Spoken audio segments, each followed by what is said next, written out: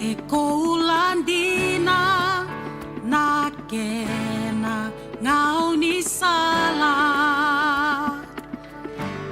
e senga ni anga na bula se na singa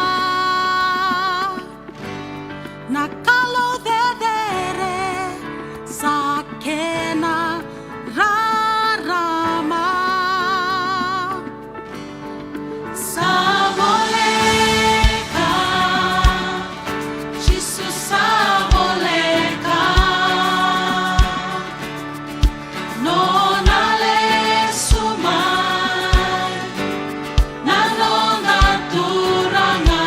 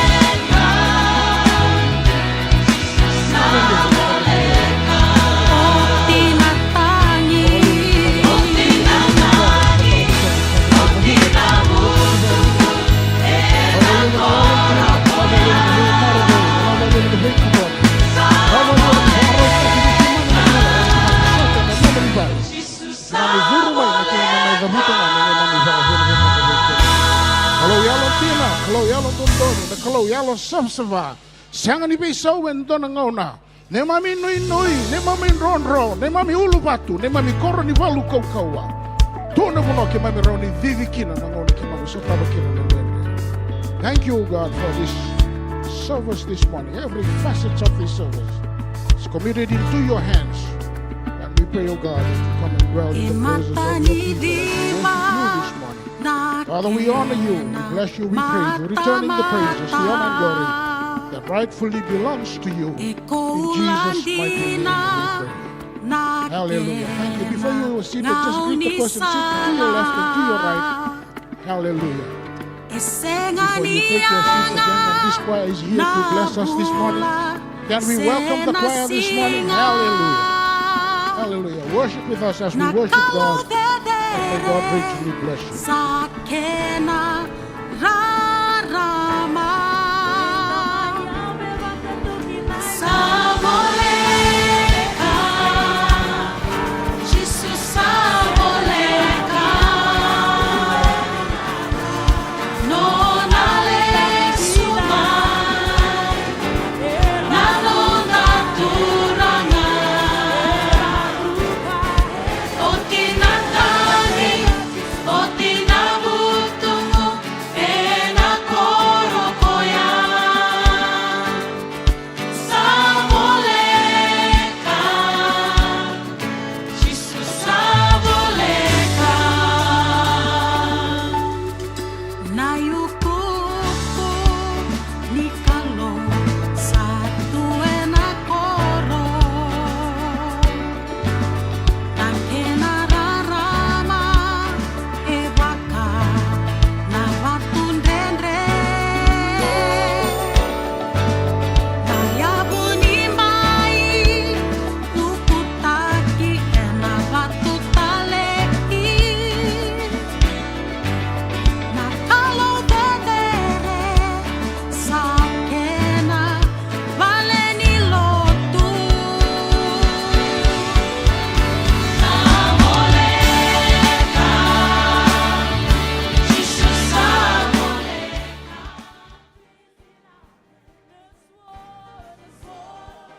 The Lord is in our head. Yes, the glory of the Lord is upon us. The enemy has been defeated. The enemy has been defeated by our praise. Menda mayame, matatuki naibadu. Kaila ena rekite nama.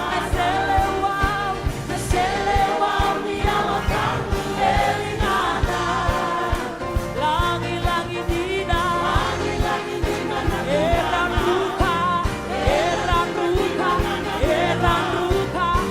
Eranuka dina ngana veda chisisanga. Menda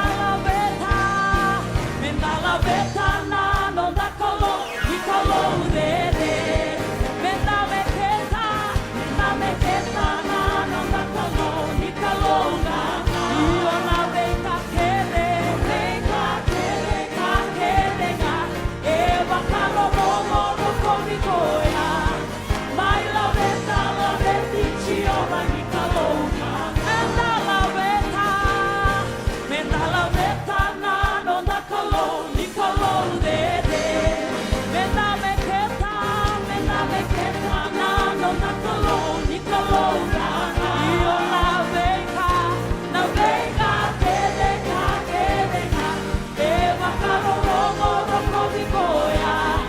Mai la veti chioma nikalo nga.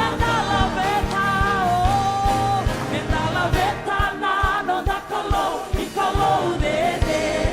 Menda meketa na no dakolo nikalo nga. Iona veka kele nga. Eva karo momo roko mikoya. Mai la veti chioma nikalo nga. Erana tekinduru nanduru kedega. Era wakabusana ya misa kalou. Kina kochio eno nanalewa. Na veka kele nga.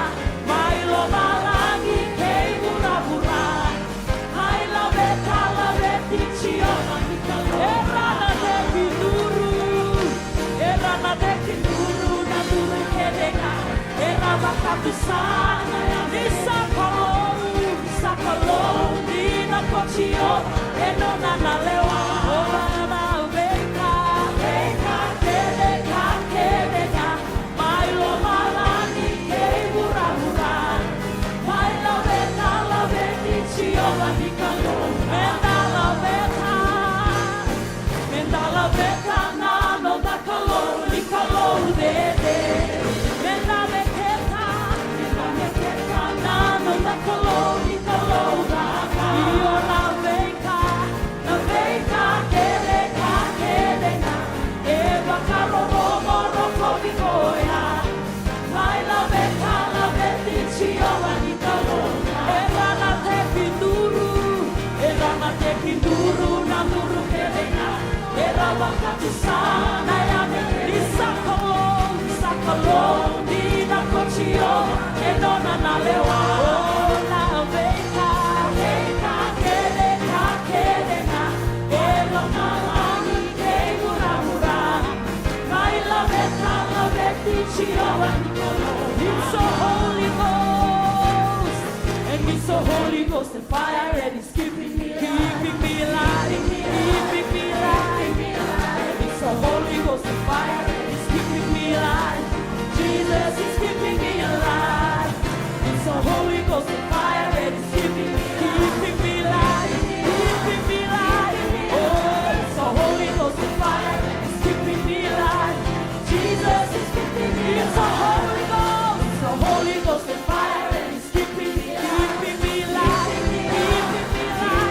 Oh, it's the Holy Ghost and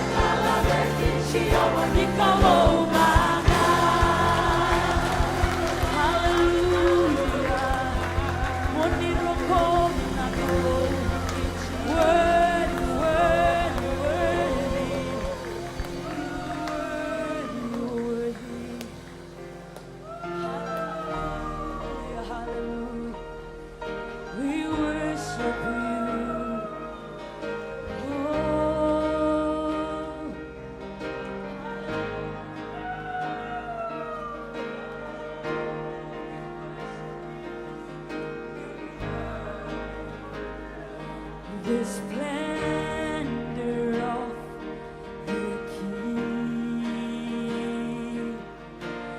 clothed in majesty. Let all the earth rejoice. Let all the earth rejoice. He wraps himself in light, and darkness tries to hide. They tremble at his voice. They tremble at his voice. Sing the splendor of the King. Oh, clothed in majesty. Let all the earth rejoice. Let all the earth rejoice. He wraps himself in light, and darkness tries to hide. Then trembles at his voice. Then trembles at his voice. They sing, how great is our God. And sing with me, how great is our God. And all will see how great is our God. We sing, how great is our God. How great is our God. Sing with me, how great is our God. And all will see, how great is our God.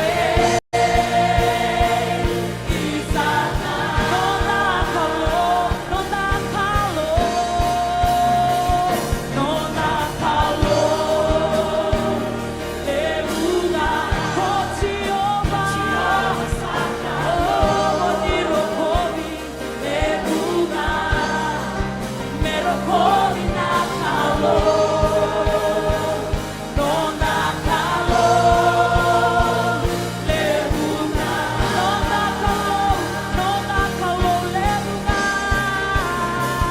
non da calor, levuga, Jehovah, hallelujah, levuga, Merokovi na calor,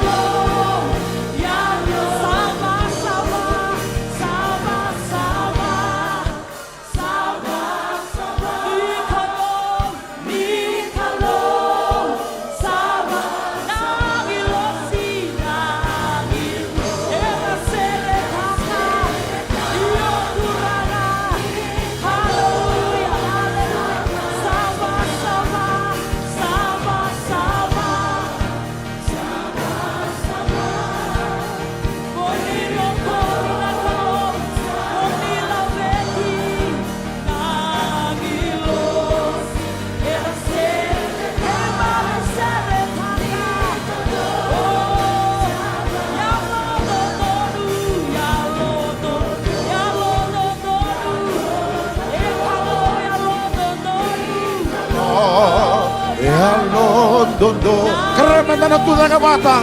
Oh, haleluya. Wala kata limamu. Oh, haleluya.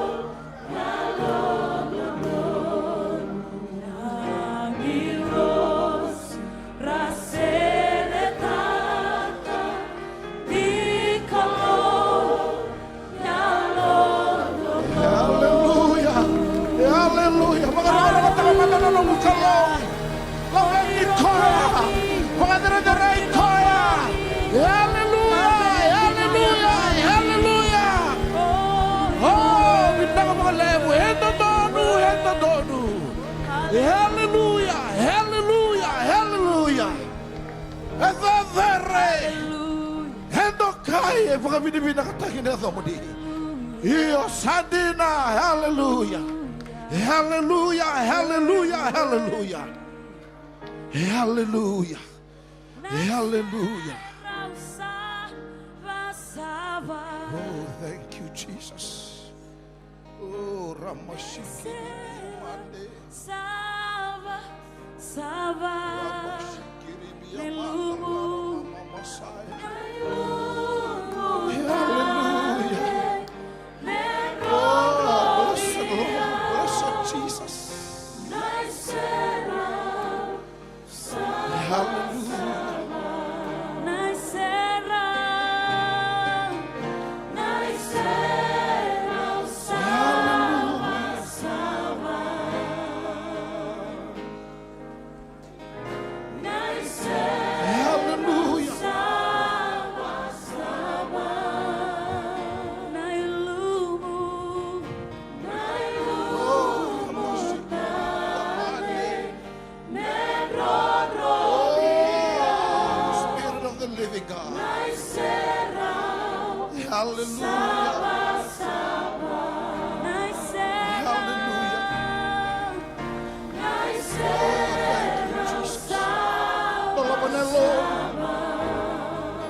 Hallelujah.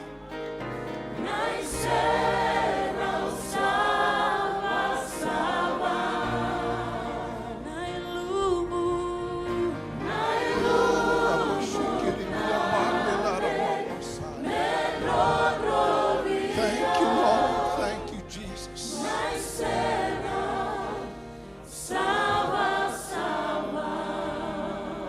Hallelujah, hallelujah, hallelujah. Hallelujah. Hallelujah. Kima mi sana ni mami kloni sakalo lewundi na ikemuni. Nakalo sebere mo dani vaisao. Nakalo sai koya koy tikonga. Kalau ya parama na kalau ya isaka na kalau ichekope. Ni mami kalau talanga na mataka ni singan dai sakale mo na babi ni nakame kemuni. Nakalaw ng doon ni Wembuli, nakalaw kambulang ang mga tagi-kamuni, nakalaw kasangan na mo ni taga-taga-busang at talanganan na mo ni daba-daba. Turanga, vinaka, vinaka, vinaka, vinaka mga lemusar na kalaw. O si vinakalaw na mo ni bibang bulay na ni mamibula. Meraw na kalaw, mikimabuhan daw na yung nakalaw, mikimabukayo, takin na mo ni seraw na kalaw sama-sama.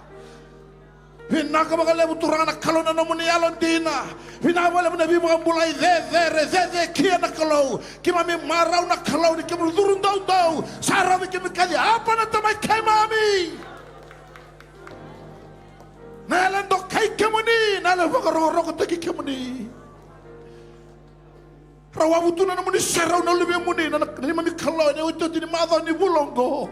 Kima mi rele asu na kalau iya sandina. Sanga talendo na kalau toto wate kai kemuni. Ko ni vi waka utitiko, ni vi sotami tiko, ni vi magarau teki tiko na kalau. Pokok simi turanga na muni zaka mana se ya do tikana kima mi maliwa. Turanga vinanga magale una kalau na ya uango. Au masen dai useni kila na be kara lo turu na lubi muni. Ya kim na magatu sai sanga ne na kai drendre. Na kande de na tamata rawa no buku Yesu Kristo. Vinanga magale na vivo kumbulai. Na magale na zaka mana samuru e vikoe wabutuna no muni serau. O sini kila na lenga kime mpanga utanga na kalo na zamuni serau tenga di sereki na zamuni sai kaya tenga reki na mataboka raki na didibara pinaka magalebu na ya uwako pir na sama tigo mai ni bola mata o sini kila na kalo na bekara la duru moturang ni takos na ni mami kalo ena no mani salabuni yala tabu ni kalo ni biba ka ungeti ni biba ka tagi na ni mami kalo. Binawale na kalau ni alo tamu ni muni sata ka tiku ki mami maliwa. Binawale alo tamu ni kalau ni muni bi bukan dai tagi bi ba ko taki. Na muni wasa kim na rongala tale na kalau ni wasa tigo be ke mami. Ana wasa wala singa na kalau ni mami tigo wa turang. Sare ki na lo ke mami. Sa ba bi bi na lo ke mami. Iya sa di na turanga ni sa tigo ba di na turanga. Ana no muni wala tambu na ni mami kalau. Vinaka wale muna hea wongo sa maso sa makatambuya na kalau mendo kai merokobi kalwi temple seranga talondano mo bosso di mga binaka oh rabashikara mama masaya hallelujah ikiribia mandere bia kandala rabasaya hallelujah ezerna zamuni endo kai tunga na zamuni vinaka wale muna hea wongo sanga talondano na menalabitike. En hij had een Jezus Christo. En hij had een Jezus Christo. Nima mi soro na ibang bulandina en duan. Baka so tama na nakalok yan with temple. Keren mendara turut tali naman tayo naman dami. Hallelujah.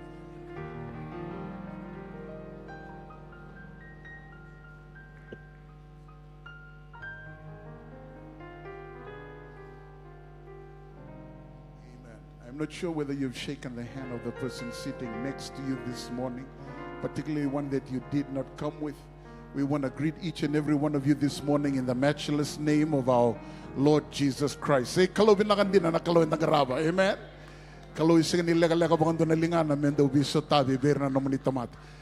Kaya ba kao maruta ka talaga na mata siri lang siri tingo weekend na mata linikuara yung bito-bito na lingam. Hallelujah. Praise the Lord. Amen. Thank God for this beautiful choir. Amen. That they're singing to us. They have been in camp for a week in the Western Division, and now they're here with us this morning to minister to us, to God and to you as well. This morning, we thank God for their lives and what God is doing. Amen. It's a little different service this morning. We pray that you've come expecting today. Amen. We believe that God is going to do something this morning, and we want to welcome you this morning in the matchless name of our Lord Jesus Christ. We're going to have a couple of sermons here this morning, but more than just sermons, they are God's word that needs our obedience. Praise the Lord. They're life-changing. They're transformative. God's word is alive. Praise the Lord. Kaya baka tara na bo si Nikolo melutu nang gelebin na kanilo mo. And nambasi ka kabuhat ka na buhay langiting akinan na kalo. Amen? Amen. Tungo na talaga ko yung dambitigan sa mundo sa habarurong o bunaw. Tell the person next to you, in the kindest way, in the most godliest way, we'll be hearing the first sermon now. Now some of you just stuck. How many sermons? Just tell the person, the first one now. Praise the Lord. I promise to have you back home before 2 o'clock today. Look, if the Holy Spirit breaks through, you want to stay in His presence. This entire week I have been traveling down the Western Division, started last Sunday in Nandronga. There is just a hunger, a thirsting, a desire for God. I have never seen people just wanting more of God. And this is not just this fellowship, the Assemblies of God, but it's amazing that people from all different faiths have come around, even though the meeting was an Assemblies of God meeting. But people coming around because they want God. They want something that God has promised in the later days. He said, I will pour out my Spirit upon all flesh. And if there is a hunger, there is a desire. I trust this morning, if you've come with a hunger and desire, He's going to fill you with His Holy Spirit today. Praise the Lord. Just raise your hands up and say, I've come this morning with a desire. Come on, you need to say it this morning. I've come this morning with a desire for more of God. Hallelujah. We'll just sing this song, and I'll invite our first speaker, Reverend Chuapi, to come and bring God's word. This Sava, Sava, Sava, Sava. Grab hold of your Bibles. Torano mo ibulatam. Sava, Sava. Nagilos raseretaka nikalo. Sava, Sava. Sava, Sava. Sava, Sava.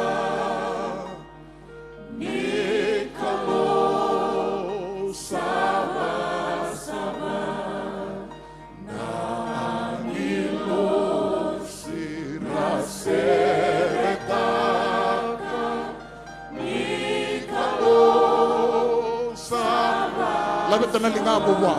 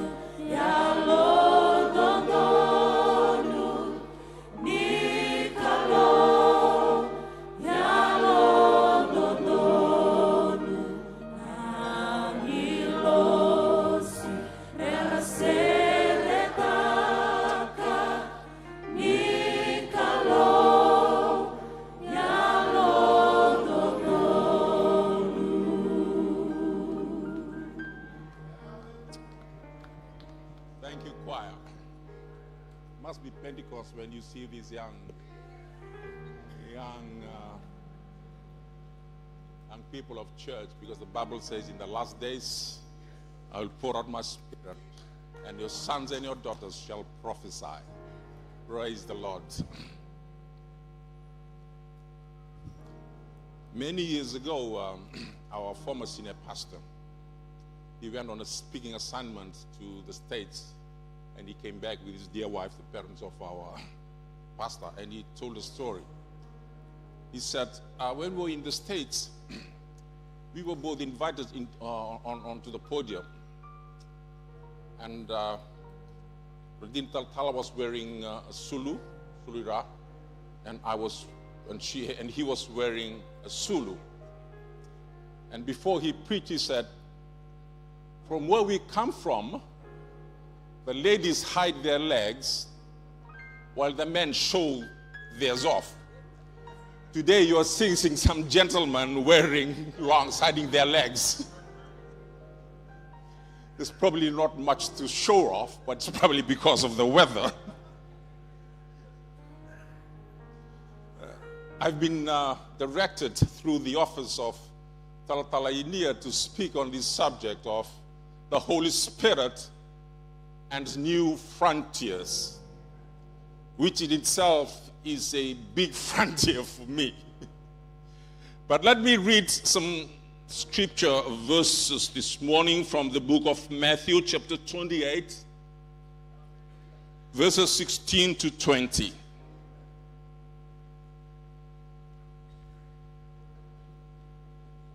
Matthew 28, 16 to 20, and I currently use a New King James Version.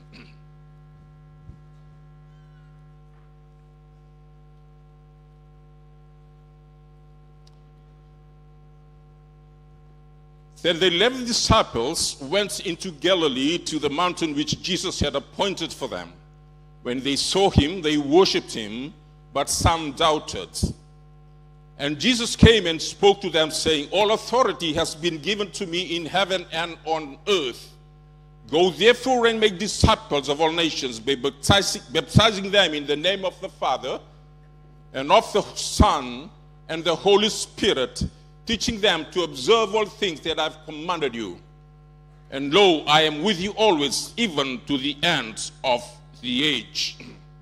These verses mention the three core missions of the church.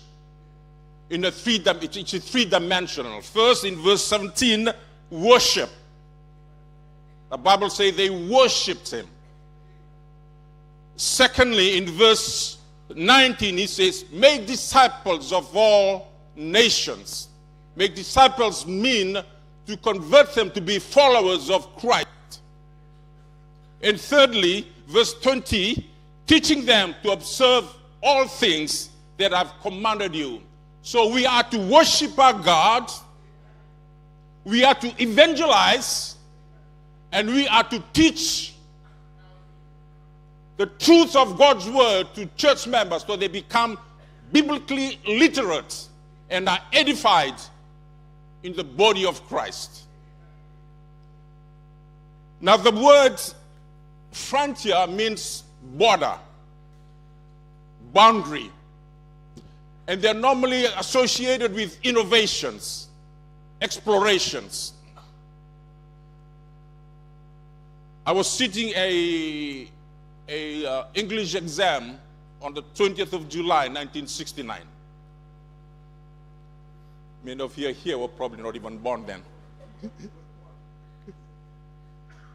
When our English exam supervisor wrote on the board, Apollo 11 has landed on the moon. The frontier of space exploration was once again pushed. Now Elon Musk is talking about landing on Mars in 2031, I think. So man continued to push frontiers in exploration. A few centuries ago, people like Columbus, Captain Cook, they came around and they, in the pursuit of discovering new land, came around here in the Pacific. And I think it was William Bligh who first discovered Fiji. But the people from Massawa, they scared him off. What a pity. If they had allowed them to birth, we might have a few more light-skinned Massawas now.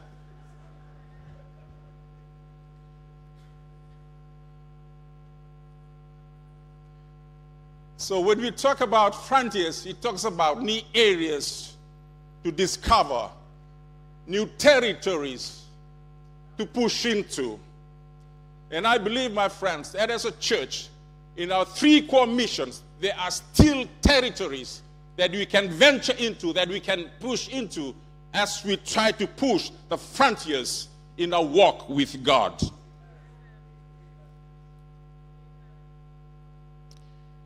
Joshua 13 says, now Joshua was old and advanced in years, and the Lord said to him, you are old and advanced in years. Yeah, there remains very much land yet to be possessed. Church, I believe there's still much land for us to possess. whether it be in terms of our worship of God, or in terms of our evangelizing those that are still lost, and in terms of church being edified to mature in Christ.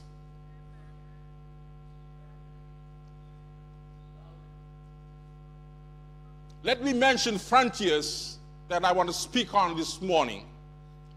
Firstly, in our worship of God, Jesus tells the lady she met at the well, one who worships God must worship him in spirit and in truth. In spirit and in truth. The word spirit here is the same word for Holy Spirit that is used in the Bible. Which means when we worship him in and with the Holy Spirit. Are you with me? That is the only way that Jesus says when we worship God, we worship him firstly in spirit and secondly in truth. You see, when we worship God in spirit, we enter into a realm that we see God in the supernatural realm. The Holy Spirit takes us there and we see the beauty of God in his holiness.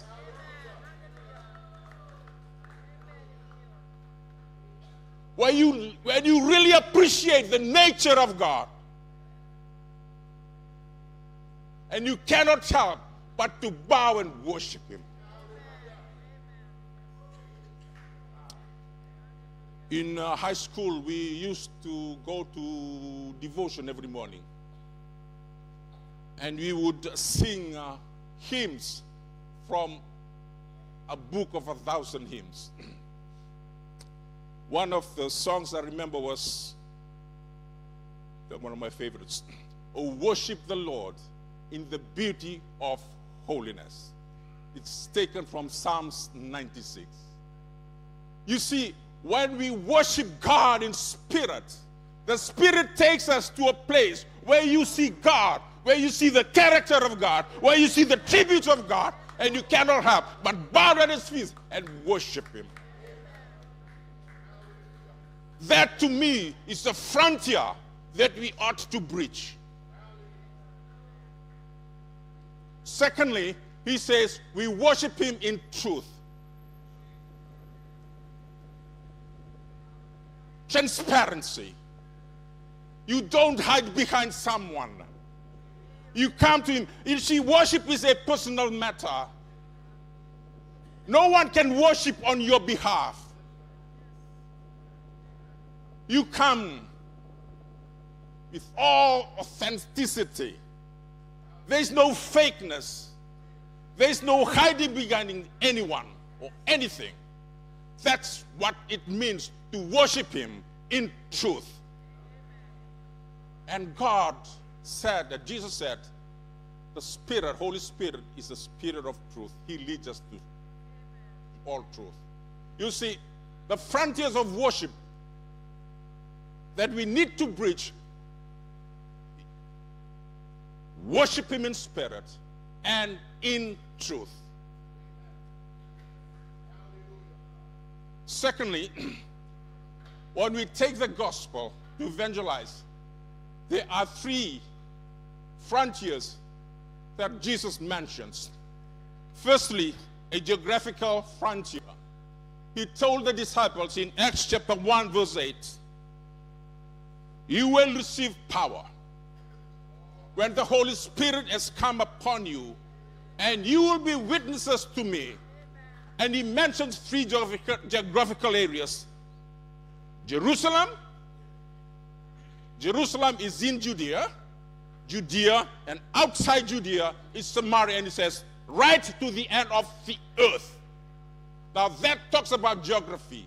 That talks about all the nations of the world.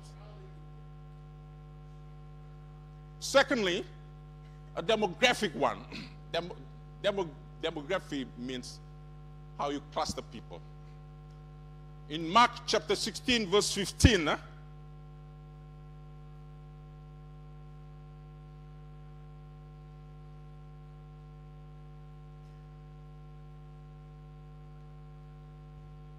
He says, go into all the world.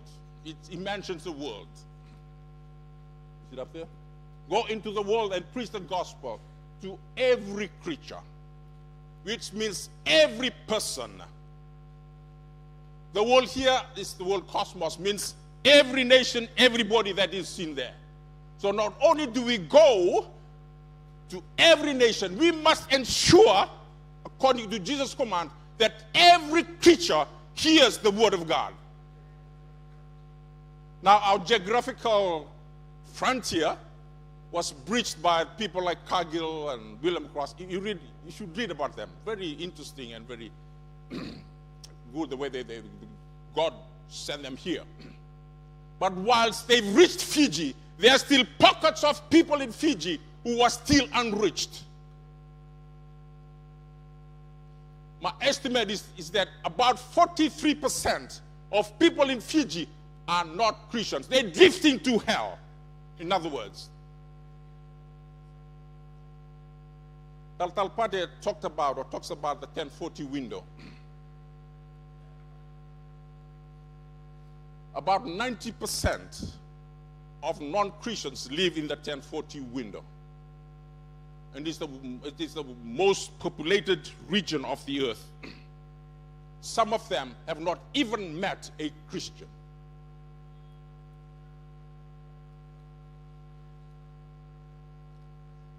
So there's work, church. There are frontiers to be breached. There are frontiers that we need. There are territories that we need to gain as a body of Christ. The third frontier that Jesus talks about is a spiritual one. In Matthew 16:18, he tells Peter, on this rock I will build my church, and the gates of hell shall not prevail. The gates of hell. You see, my friends, that's the frontier that we need to march to and conquer. That's a territory that we need to march into and conquer. The very gates of hell. Hell is a very dark place. It represents death. It represents separation from God. In John 10:10, Jesus mentions the two agendas of this world. The agenda of God is to give life in abundance. And while God is giving life, saving people, the enemy is trying to destroy.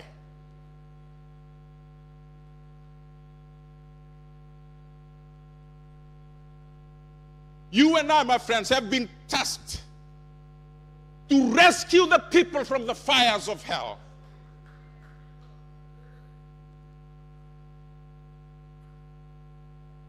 It may be your neighbor. It may be your brother.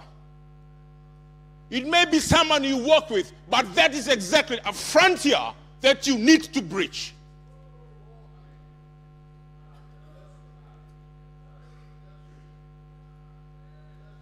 That is the commission, one of the commissions of the church, to evangelize.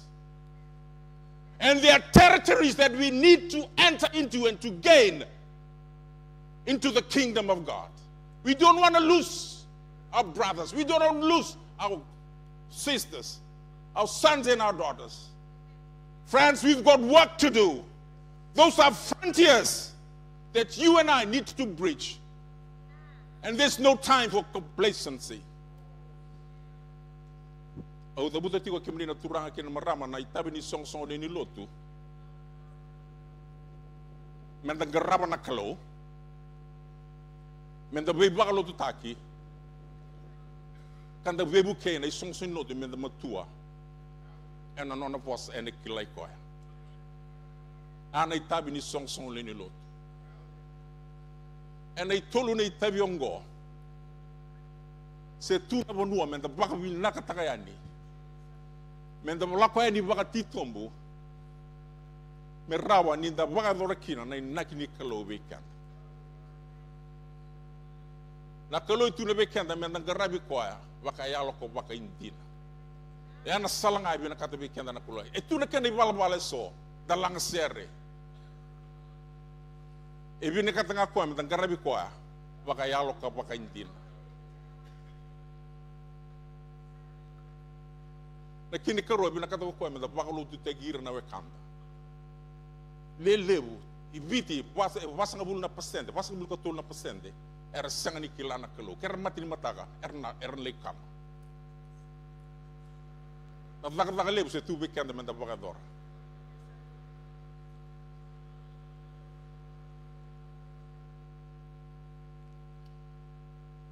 The third mission of the church is to teach, and in verse 38 of our text Jesus says, make disciples of them so that they can observe the commandments. Two things. When we observe, we understand. We teach, we go to Sunday school because we need to understand the words of God. When we understand, then Jesus says, all the commandments,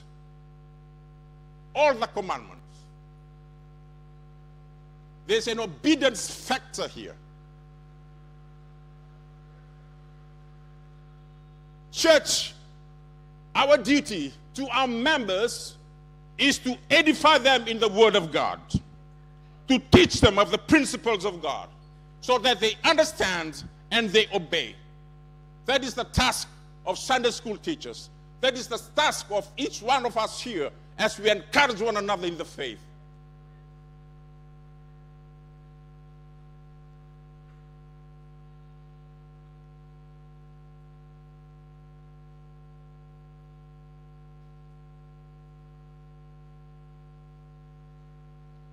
No, my friends. Praise the Lord. Hallelujah. There is task, my friends. There is task for us to do. There are new frontiers for us to reach, to breach, to gain as we work with God, as we worship God, as we evangelize, and as we teach ourselves, as we edify ourselves in the body of Christ. Now, the role of the Holy Spirit in all of this.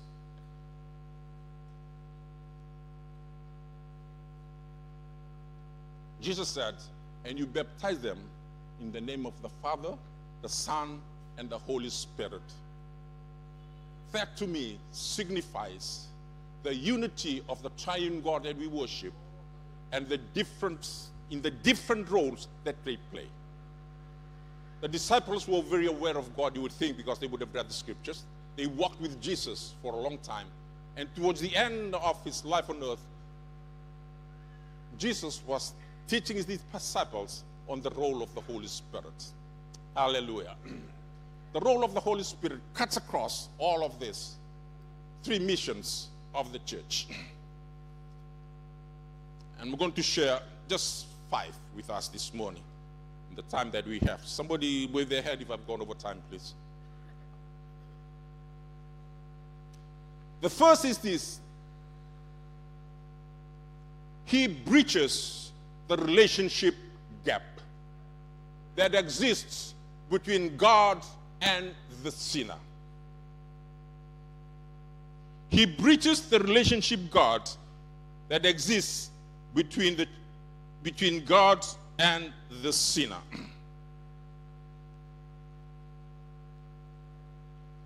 He does this firstly by convicting the sinner of their sins. He tells the disciples he will convict the world of sin, judgment, and righteousness. None of us here, no matter how anointed are you, can convict a person of their sin. That is the work of the Holy Spirit, and only He can do that.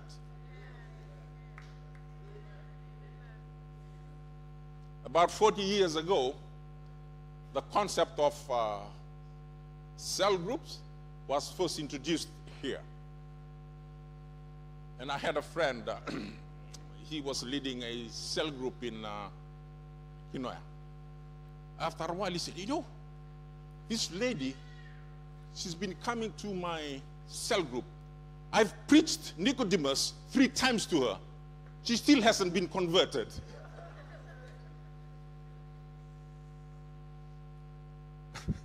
I told her, maybe you should be converted yourself. But you see, my friends, no matter how hard you try, it's the Holy Spirit who convicts the sinner of their sin. So don't get frustrated. Don't get discouraged. The Holy Spirit empowers you to preach, to take the gospel, but only He can convict people of their sins. Secondly, the Holy Spirit gives a privilege of sonship and heritage in the kingdom of God. I've seen a pastor was talking about this a couple of weeks ago. When you come to God, He gives you the privilege and the honor of being His son. Not only His son, but you are co-heirs with Christ. The current king of England is King Charles. He has 3 siblings. The second eldest is Princess Anne. Now, before any of them got married and had kids, Prince Charles was the heir to the throne, and Princess Anne was 4th, even though she was second eldest. Now, as Charles' family expands, Princess Anne gets demoted. She's now currently number 18. There are about 4 billion Christians in the world. If you were to go by some hierarchy, I don't know what number you would be. But the Bible tells me that you and I are co-heirs with Christ.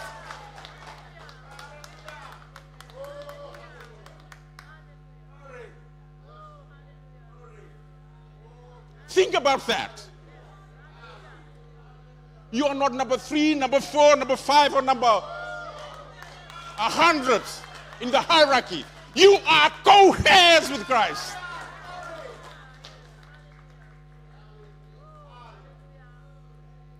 Hallelujah. And it is the Holy Spirit that confirms that into our hearts. You read Galatians and Romans. Galatians 4. And because you are sons, God has sent forth the Spirit of His Son into your heart, crying out, Abba, Father. Therefore, you are no longer a slave, but a son, then an heir of God through Christ.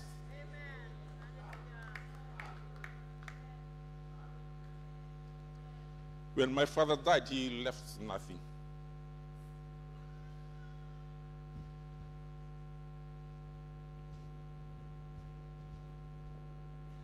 And best just say, you're not the only one. But I tell you, when we enter in the kingdom of God, we are co-heirs with Christ.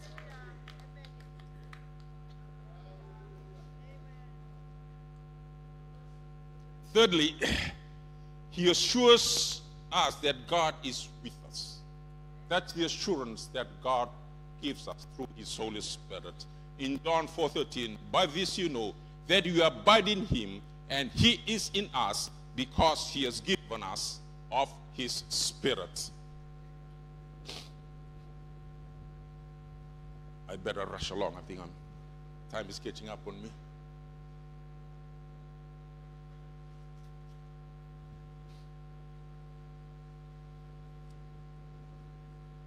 The second role that the Holy Spirit does that He teaches.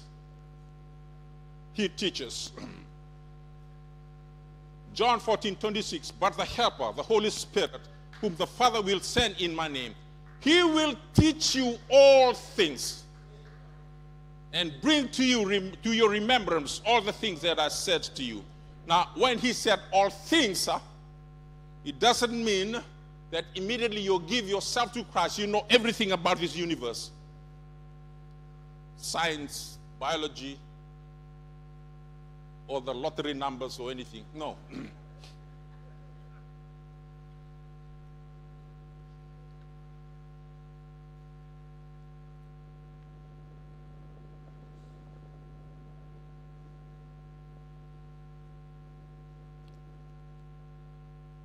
All things means all things that are necessary for you to live as a Christian, victorious Christian on this earth.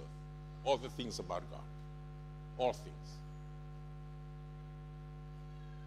Secondly,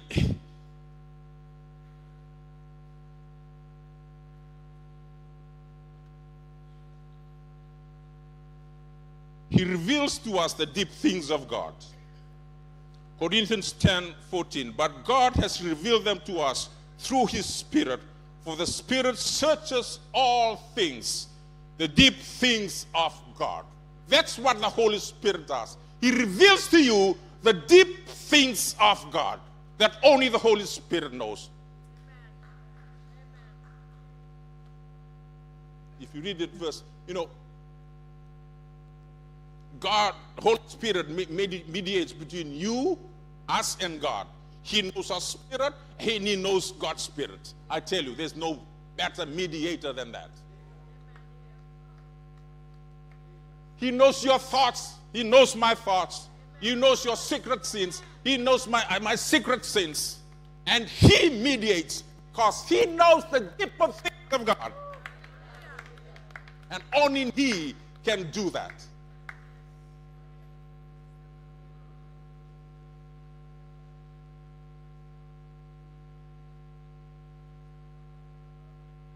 Fourthly, He will lead us to all truths. To all truths. He doesn't lead us to anything that is a lie, that is deceptive, that is evil. No. He's not that. He leads us only to the truth of God's word. Hallelujah. The third role that the Holy Spirit does, that He empowers. He emboldens. He makes us bold. 2 Timothy 1:7 says, for God has not given us a spirit of timidity, but of power, love, and depending on self-discipline. My version says self-discipline. Now, God is not in the business of giving you a timid heart. He emboldens you. He tells the disciples, when the Holy Spirit has come unto you, and you will receive power, and you will be my witnesses. Witness to me. In Acts 4:31, it says, and when they had prayed and the place where they were assembled together was shaken, and they were all filled with the Holy Spirit, and they spoke the word of God with boldness.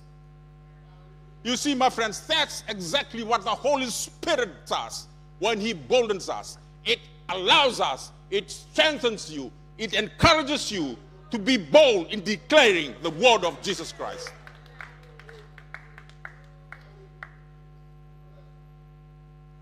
These were the men, not only, when you read the Bible, not only Peter ran away from the cross.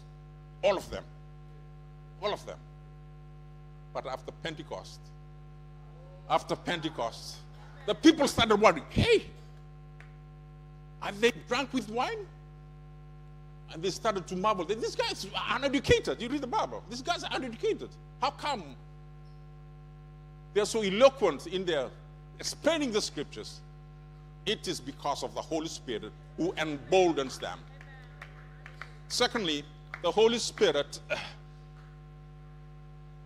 gives the authority and confidence to do wonders. Acts 19, 11 to 12. Now God worked unusual miracles by the hands of Paul, so that even the handkerchiefs or aprons were brought from his body to the sick, and the diseases left them, and evil spirits went out of them. That's pretty unusual, isn't it? Aprons and handkerchiefs from Paul, as they touched the demon, the demon possessed, the demons flew, and they touched the sick, they were healed. That's pretty unusual, but that's what the Holy Spirit does. A few verses earlier, in chapter 19, Paul was praying over the saints, and they were being baptized in the Spirit, speaking in tongues. If you read chapter 19. And if you read further in chapter 19, there's the seven-a-side team, the sons of Siva. They thought they could play rugby just watching. They didn't want to train, they didn't want to go to the gym. The sons of Siva, they thought that miracles that were happening, they could perform too. So when a demon-possessed person came, they said, in the name of Jesus, that Paul preached about. The demon turned and said, I know Paul, I know Jesus. Who are you? And they had a rug, they had them all. They were all injured, and they all ran away, leaving their sports clothes behind. What a shame. If that happens to you, don't tell people that you are from Calvary Temple.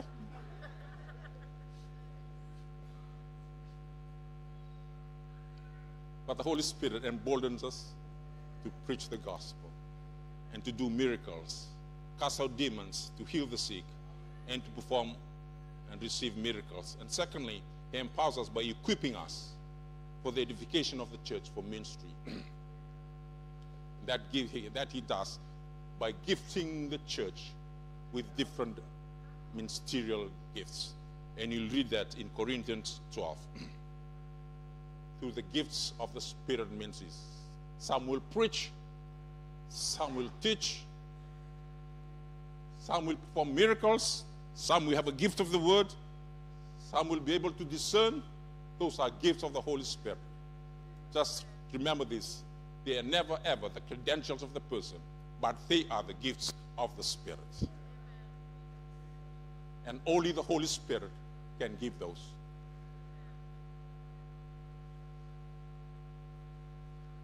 He also equips the church through the gifts, as I said, and through specific gifts. Now, there's an interesting story in Exodus 31, chapter 15. And I'll just read this verse. Then the Lord spoke to Moses, saying, see, I have called by name Bezalel, the son of Uri, the son of Hur, of the tribe of Judah. And I've filled him with the Spirit of God, in wisdom, in understanding, in knowledge, and all manner of workmanship, to design artistic works, to work in gold and silver and bronze, in cutting jewels for setting and carving wood, to work in all manner of workmanship. I think this is, if I'm not correct, if I'm not wrong, this is the first instance in the Bible where it says he was filled with the Holy Spirit. And he was to do certain skills that were required in building the tabernacle. Are you with me? Now, there are sitting here people who have certain skills that the church can use.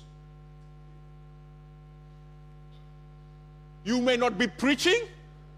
You may not be a Sunday school teacher but you have a skill, maybe a finance skill or a carpentry skill, I'll tell you, there's biblical precedents here that says that God filled them with the Spirit so that they could do those artistic work. Praise the Lord.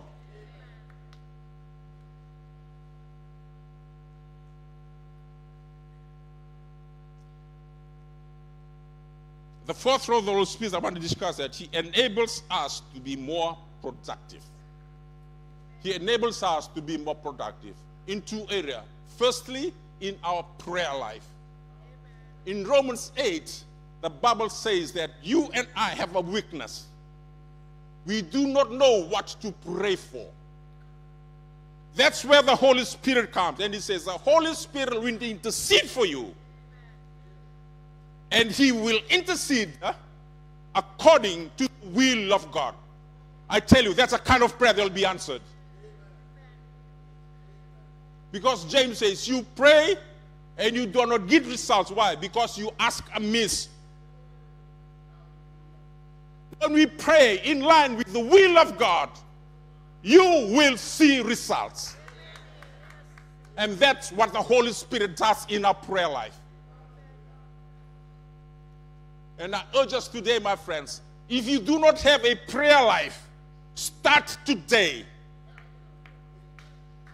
Pray in the Holy Spirit, because that is the most productive prayer you can pray. Because the Holy Spirit intercedes for you, and He knows the heart of God, the will of God.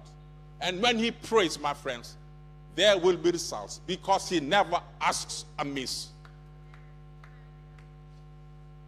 Secondly, the Holy Spirit brings forth fruits in our life.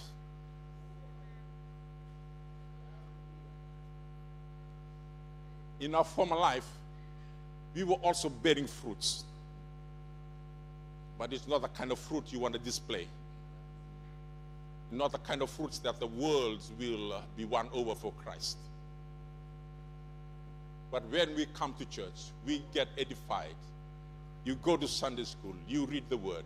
The Holy Spirit starts to bear fruit in your life. Galatians 5:22 says that. For the fruits of the Spirit are love, joy,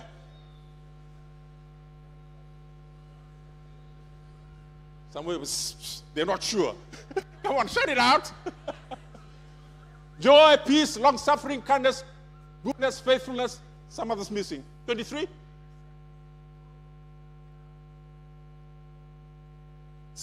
Gentleness, self-control. Now, self-control is a very good fruit. I tell you why. It makes the difference when you are tempted.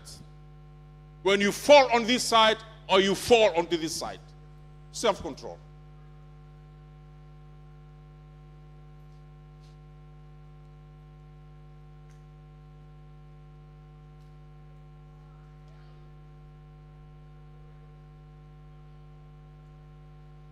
The Holy Spirit bears fruits in our lives.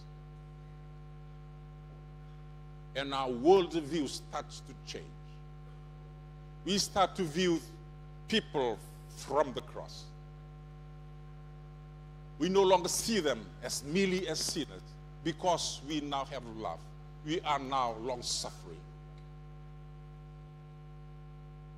Before that, I don't like when some drunken person bumps into me.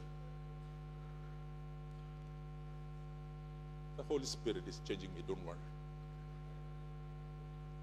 I didn't used to enjoy when someone just bumps into me, unapologetically. But you see, you and I bear fruit so that the world can see the fruits. Before, Paul says, you were bearing different fruits. But now, the Holy Spirit is working in our lives and is changing our lives. And we're now becoming productive because we are bearing fruits. Finally, my friends, He prompts us to move. The Holy Spirit does the prompting. In 1 Peter 1:12 it says, for the prophecy never came by the will of man, But the holy men of God spoke as they were moved by the Holy Spirit. What the Holy Spirit does, my friends, it compels us, it moves us to do his work.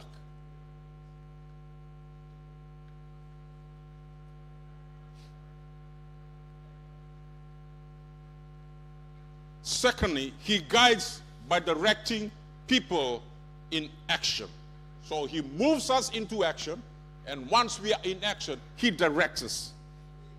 In Acts 13:2-4 it says, and they ministered to the Lord and fasted. The Holy Spirit said, now separate to me Barnabas and Saul for the work to which I call them. The Holy Spirit directs us in our walk. Can you believe that? Some of you are not sure. Na yalo tambu u kekanda na nanda la na vesing. En arani tu ko keri la ko ke. Na kada ka baya ba do virtu viro polo batike Timothy. Ro sabe la ko yesia me ro ko tani tuk binaka sanga tu na elo tam ko.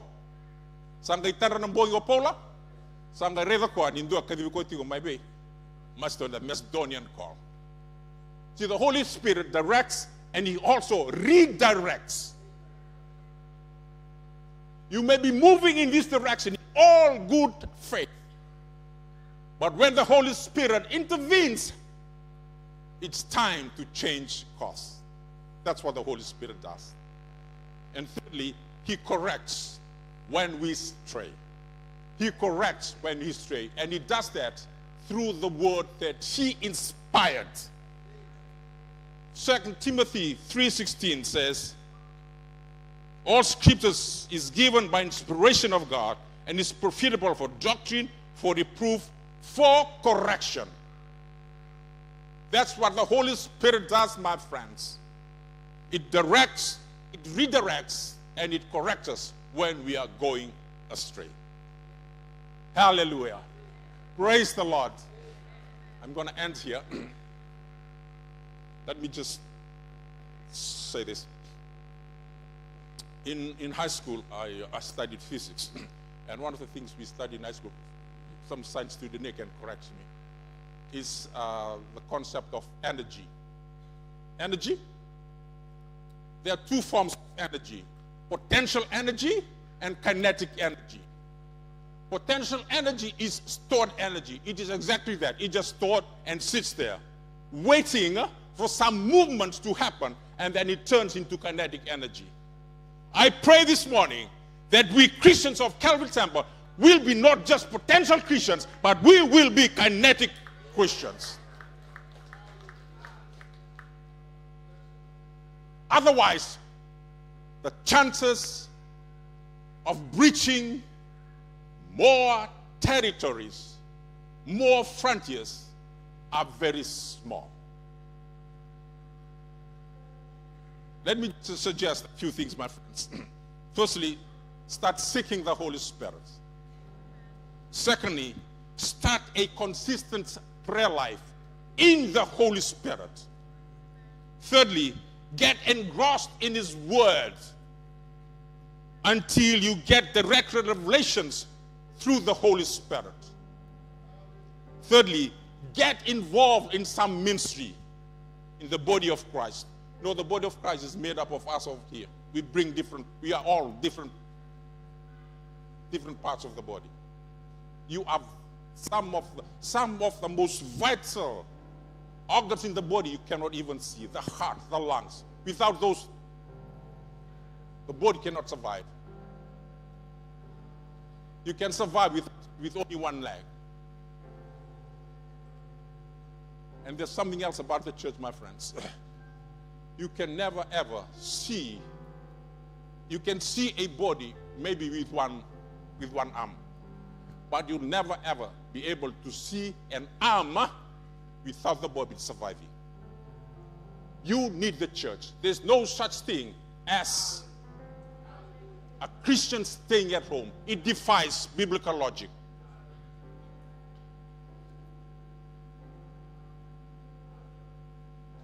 come to church, be a member of church, and know your place in the church.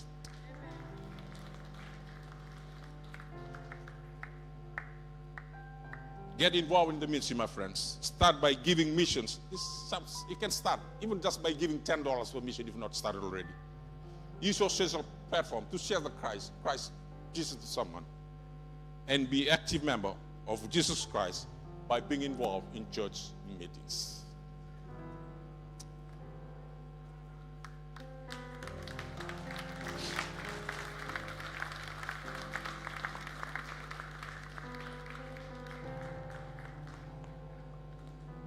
I think we can do better than that. Put your hands together.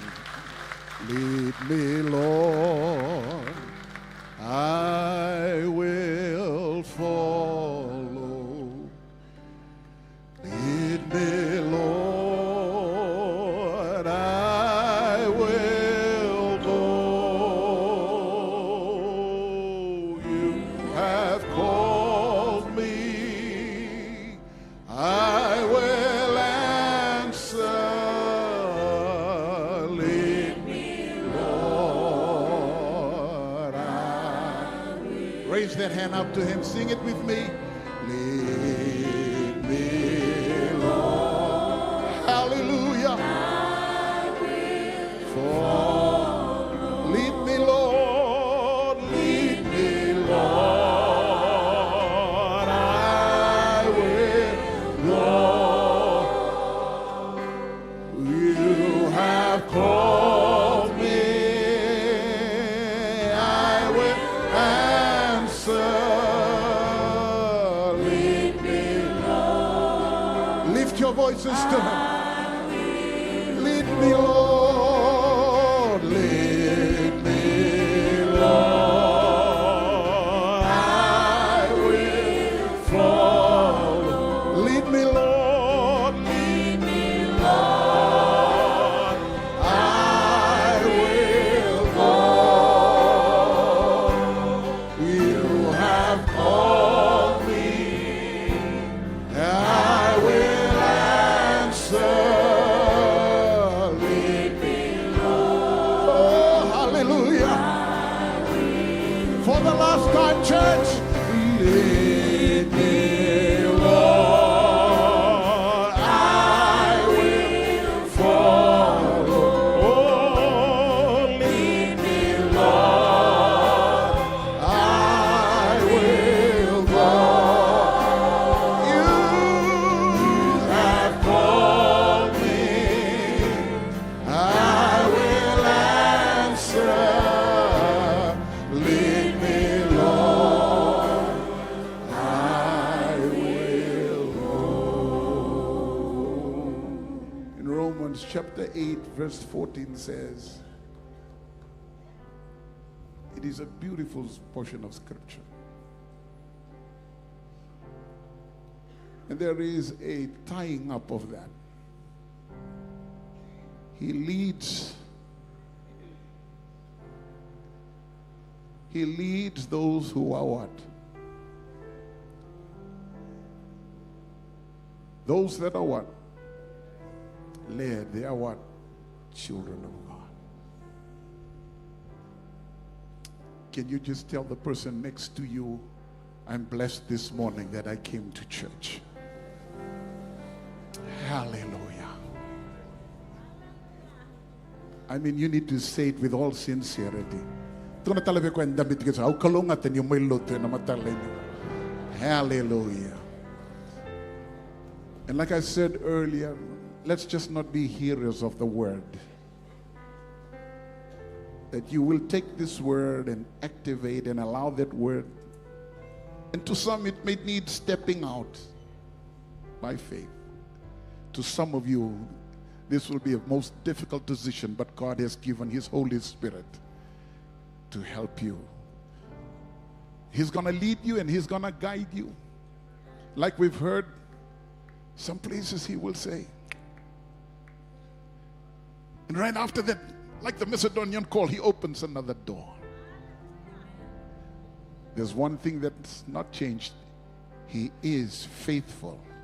He said, I will never leave you as orphans. I will come to you. Praise the Lord. Tell the person, we're going into the next one now. I hear you getting more energetic, more excited. Amen. Amen. Yeah, we still have 4. I said we're going to go leave you before 2 o'clock this afternoon. Because really after the service, we usually have what? Ministry Sunday. But I don't know. God, I feel like God by His Holy Spirit is already working. And I just want you to not only receive, but get ready to do what God wants you to do. Amen. So put your hands together as Gospel to come. Hallelujah. Come on, church.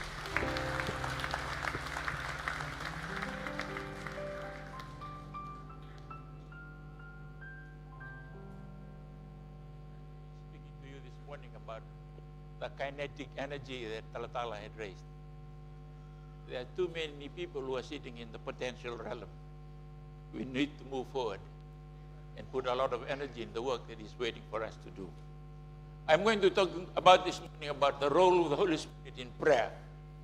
And some of you are going to be shocked because the expectation you sometimes have, but that you can go and pray and automatically your prayer will be answered. In the few of the points that I will raise, I will be very specific in saying to you why your prayer is not enough. Why you need to engage the Spirit a lot more in your prayer life. And remember, your prayer life is in the unseen relationship that you have with God, not in the public one. So that's very important for you to know this morning. As we come to understand deeper relationship with the Holy Spirit, this is one area in the life of a believer that has to be fully immersed in the work of the Holy Spirit. Without it, we will be saying a lot of stupid things in our prayer. Amen?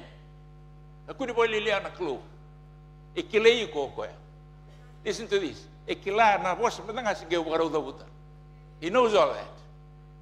Even the thoughts in your mind. Before they are formed, He knows it. So when you come to Him, this is why one of the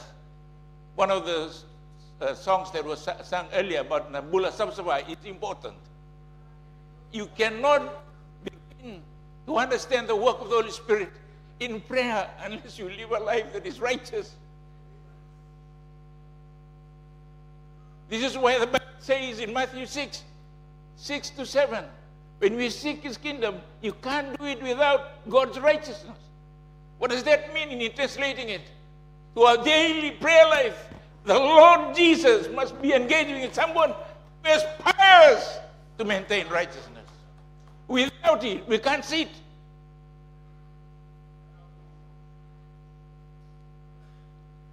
No, I'm not preaching yet. The role of the Holy Spirit in prayer. Stand with me to the scriptures in Romans chapter 8. For those of you that need the detailed notes of this, you can ask our visual aid team to send it to you by email. Amen? It's already been sent to them so that I can run this thing quickly so that I don't have to worry about making sure you've written them. Romans is an interesting book in many ways because it shows what Paul was trying to embed in the life of the believers in the various areas that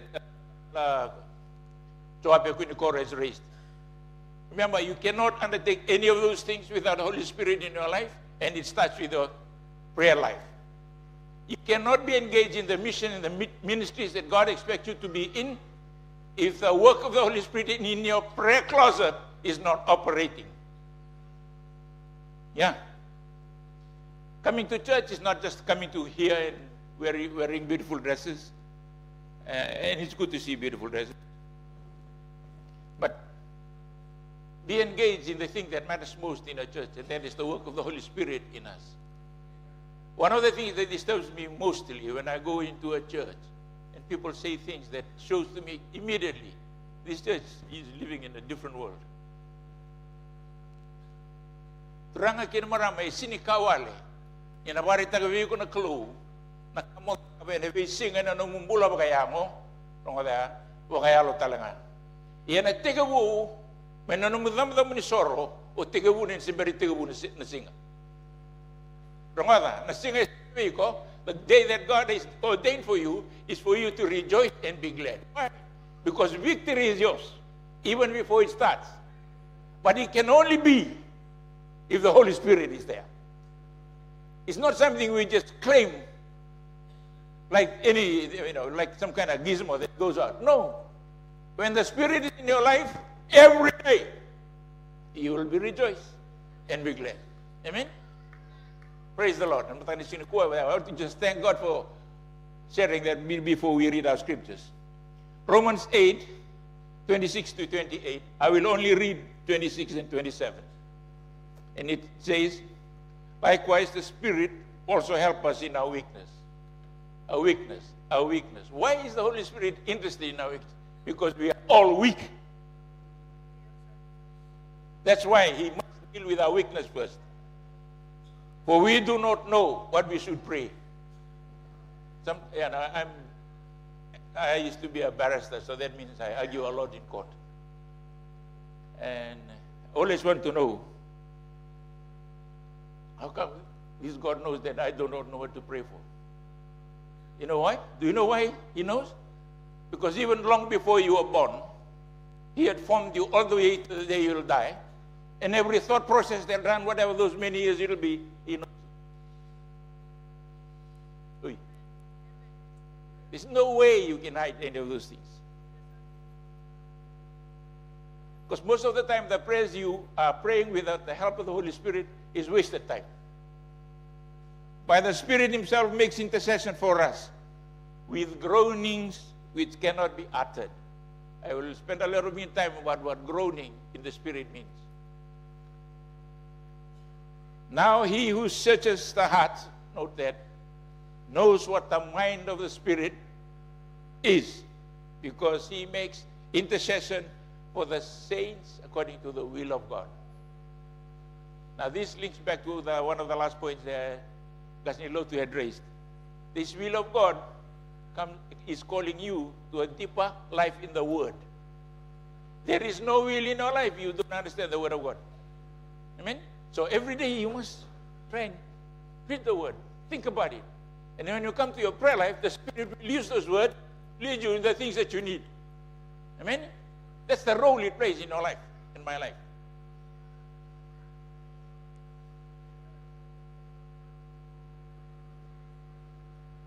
Verse 28 it goes on to say that we know that all things work together for the good of those who love God and those who are called according to His purpose.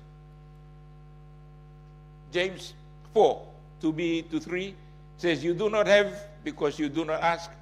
Even when you ask, you do not receive because you ask with wrong motive. Motive is important in prayer. I sometimes wonder if we were to categorize our prayer request into 3 categories, it'll be interesting to see what it looks like.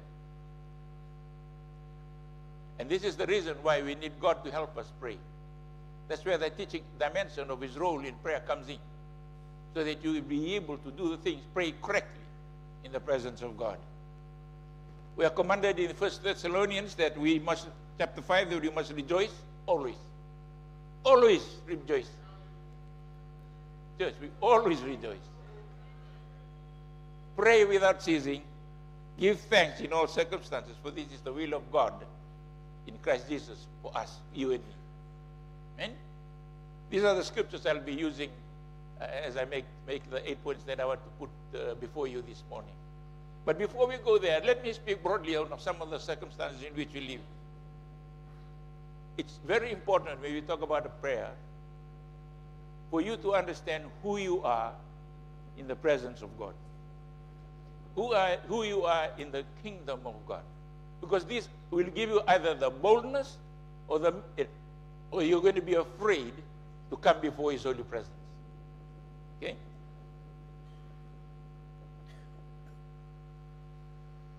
We have heard earlier that we are sons and joint heirs of the Lord, in the kingdom of God. But the important thing for us this morning is the privileges, is for you to understand, and this is really the story of the prodigal son. That prodigal son that went away, even in the depth of depravity, knew who he was in his father's house. Amen? And that was really the power that brought him back. He knew that when I go back to my father's house, I will find refuge. I'll find his love extended to me again. Now, when you look at your prayer point, understand that that's where God will meet for you. But you come according to his will. Don't come to the, to the pleasures of your life stuff. There's far too many praises about, you're going to Kandawu next week and therefore a new shirt or something like that. Hey, it doesn't matter if you have a shirt. Go. Very important for us to understand why these are important in your. The first thing you must know, in his presence, you are not a condemned person. That's what Romans 1 says. We are not condemned. There are people who are free. And you must exercise their freedom in a manner that is consistent with the work of the Word of God in your life.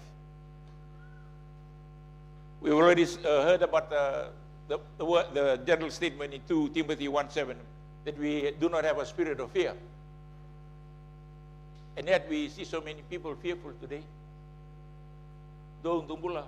You. Kailan may murong ka. Hallelujah. Don't mo sa pagkaw durung kada tu. Singini ko singini nando si mendaru.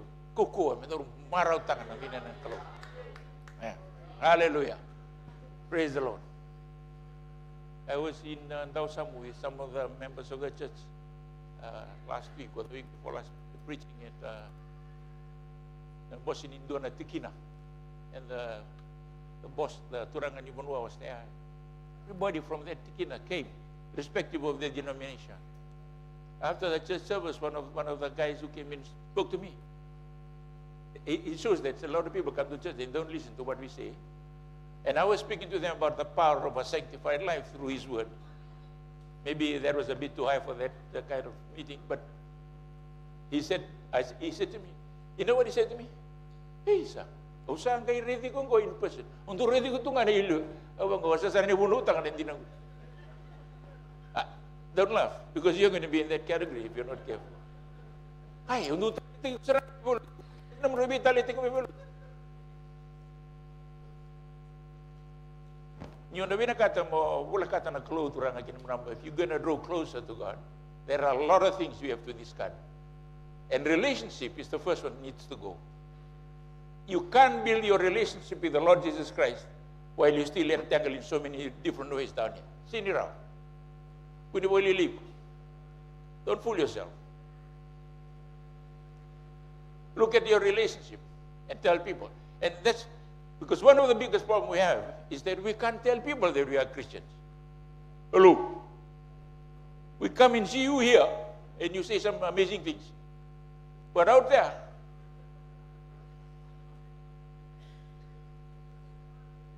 when we had Supreme Court meeting sessions, all the fancy guys from overseas come in, and before they let's pray. First, some people tell me, you shouldn't pray. I said, no, for as long as I'm here, I'll pray. Even with without people, I will pray. So I prayed. Everybody at the tea, and like some of these overseas judges, one floats around to me. I didn't know you can pray.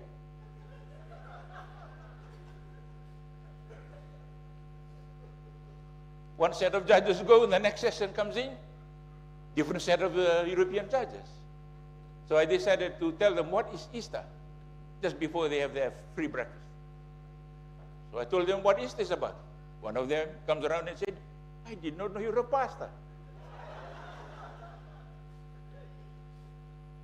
And I feel the talent ng ono, merang ikilana mater tuwa wali ko no da kina. Yo kwendo na lubi ni kalo.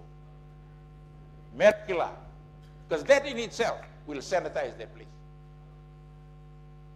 The trouble with us today, many Christians, they are so powerful in their own nothingness.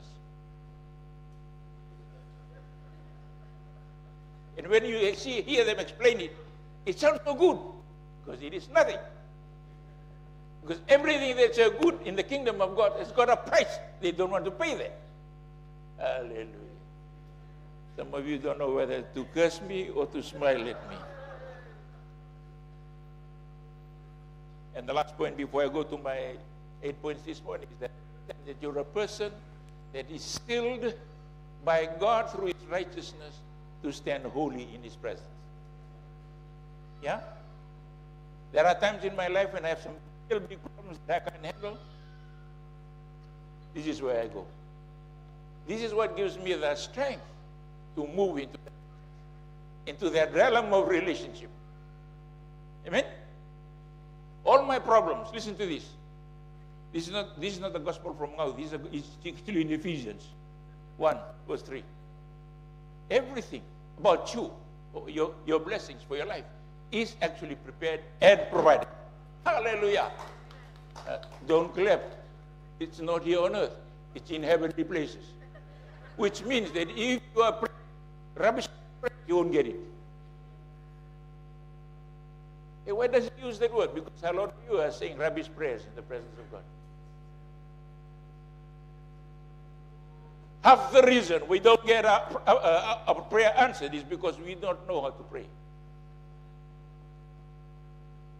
properly. And that's the reason why we need to understand the role of the Holy Spirit in your prayer life. The first thing it does, it teaches us the Spirit of the Father. And this is important because in the scripture we've already heard, in 1 Corinthians 2, it refers to the deeper things of God. And if this was what was the Lord Jesus Christ was trying to convince the disciples in John chapter 16, it's good for me to go that I'm better with him in my presence, in my place. Why was it better? Because it is a comforter spirit, because it will show them two things: the deeper things of God and the revelation of what God wants them to know. Why is that important in your life as a Christian and as someone who is a prayer warrior? Because as you understand God's revelation in your life through your prayers, you will then begin to understand where you situate yourself to do that which is God wants you to do. If not, you'll be just like us who are about to go and teach everywhere else. You go look with me, or look with me. But in return, no, you need to know that God is going to be with you wherever you go. What we have received is not the spirit of the world, but the Spirit who is from God. So that we may understand what God has freely given to us. This word is actually written because it's already given. The reason we don't appropriate it because yet to engage the Holy Spirit fully in our prayer life so that he can reveal to us the way we should go about it. And a South African senior pastor once said this, and I think when you say this about prayer, it really paints an amazing picture about what the Holy Spirit is and in the role of prayer. It reviews it as a gift from the Father to his Son. And he explains it in the form of a young person, a man who has a son. And he says this: the best gift of a God, of a good and wise earthly father, can bestow on a child is his own spirit. This is the object of a father in education, to reproduce in his child his own disposition and character. If the child is to know and understand his father, he is to enter into all his will and plans.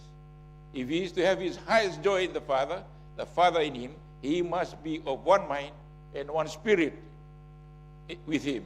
It is impossible to conceive of God bestowing any higher gift on his child than his own spirit. Okay? This is what we need to do. Seek after the Spirit of God in your prayer life so that God himself may impart his Spirit into you. And all of a sudden, when that Spirit is resting in the right place in your heart, your faith becomes different.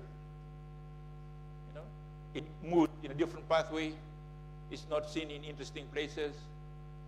You find somebody in interesting places, they give you 200 pages of explanation. That basically means Ella Sutiko. You don't need to explain if you're in the wrong place. You said, I'm sorry, I'm in the wrong place. It of course means that we will gain the same heart to prayer and have the same burden for prayer. Scripture also means that he will show us his mind and his thinking towards us. and that He will give us an understanding of our salvation. Holy Spirit will first make you understand yourself in His kingdom. Amen? Once you know who you are in His kingdom, no power on earth will keep you back. You'll write like nobody's business. I'm not sure if this is the right kind of Fijian word for this, but I'm not sure whether Ratu will have to correct me at some stage because he's schooled in good bound idioms. But, you can tell you when I come, mother was and you expect to have some kind of compensatory behavior. You can't. Nabuwan na nga ako sa atyong agad.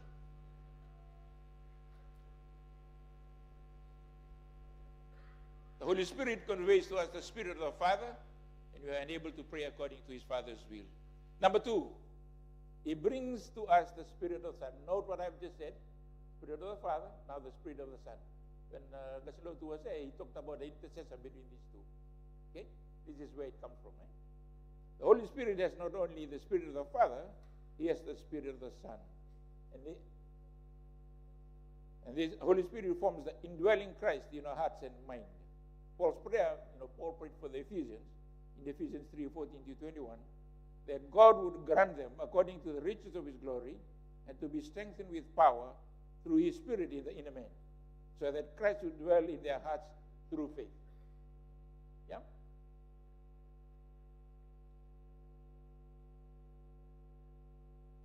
The reason why God wants us to have the Spirit of His Son in us, and why we need the Spirit, is to help us in prayer. And it's because He is our role model in prayer. That is who the Lord Jesus Christ is. While He was on earth, He demonstrated perfectly how to pray. God desires to have the same Spirit, and with Jesus, the Spirit of sonship, which is the Spirit of liberty, devotion, and obedience. If you are a child of God, God has sent His Holy Spirit into your heart. This is the privilege that you have to call upon Him, Abba Father. There is no other better assistance that you can get than that from the Holy Spirit in prayer. He gives us access to God and makes our prayers acceptable to God. Not all prayers are acceptable to God. We have to understand it. Not all prayers are understandable to God. But because God has given us the Spirit of His Son, this is our evidence that we are His children. It's not because you come into Calvary Temple. Amen? Romans 8:16 says, the Spirit of Himself bears witness with our spirit that we are the children of God. And if we know we are His children, then we know that we have been justified through faith in our Lord Jesus Christ, and we have a peace relationship.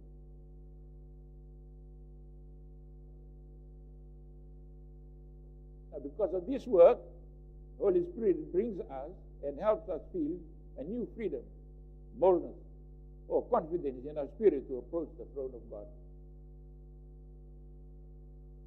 Amen? I'm going to share an interesting story with you people. I was a young Christian back in Wellington in the States when I was still at law school. And now Tala then, Lawaki, Tala Subunrente. Several few weeks we've been allocated for us to be filled with the Holy Spirit and to speak in tongues. So there's a boy from Kuku here in Telugu. Kuku is forever like the cloud in the church. But that day, behind him was another one from just down the road from Nachalo there. When Talatala said, lay your heads, so that you can have the infilling of this. So when he touched Timothy and spoke, he thought it was Hindi. Yeah, and he thought in heaven there is no Hindi spoken. So, hey, Bokala, already put the Bible.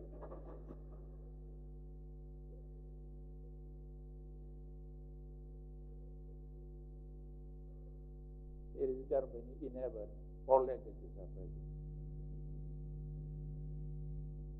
Amen? So don't start judging people just because they speak in tongues.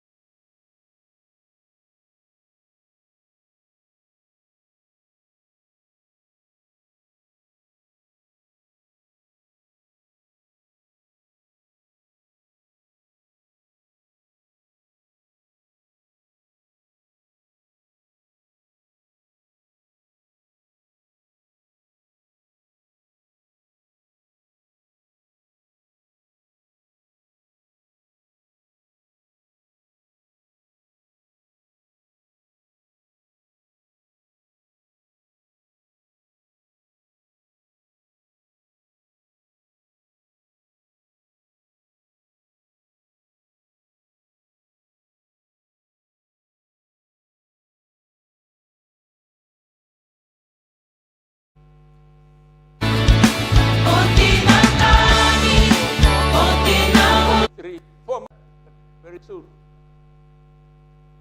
So what are you in the week after? Where are you in the Word of God? When I take you to the groaning example, it will tell you, because this is one of the basic areas in which your faith life will be developed. That means if you don't spend time in His prayer, in your prayer closet, your faith is going to be a bit a problem to rely on. You want to come boldly to His holy presence, you can only do that if you're a person that spends a lot of time in private life, prayer life. Yes, a prayer church is good, but not like that one. Amen?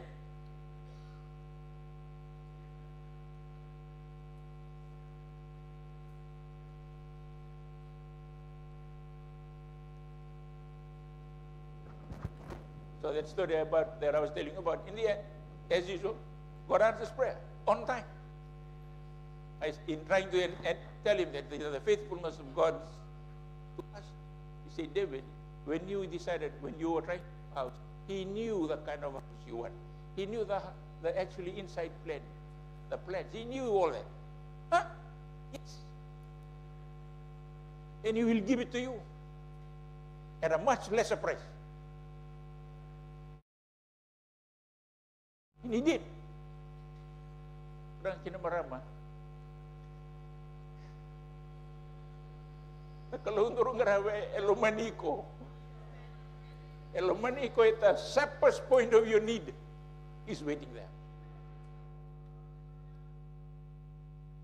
Meet him there in your small altar at home. Kakunin beda. On the rongodan ng dumon. So, singa kayo ng bongi. Nanumirto ng ngone. O yun na numa. Mena marorin.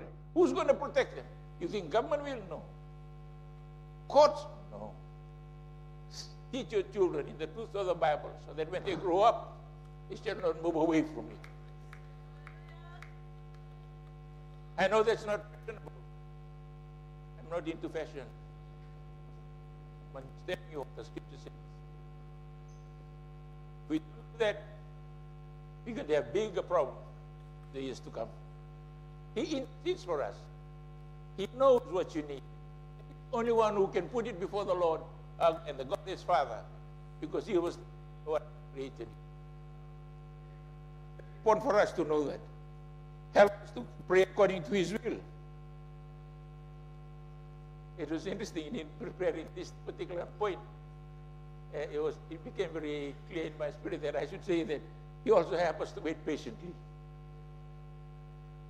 As I said earlier, one of the reasons why prayer can be difficult, because it's one of the process that God uses to build your faith in Him. Yeah. You hit the Word of God, goes into your spirit. When you pray, the Spirit activates the will according to the Father. The heavenlies move, and your answer cometh. Amen?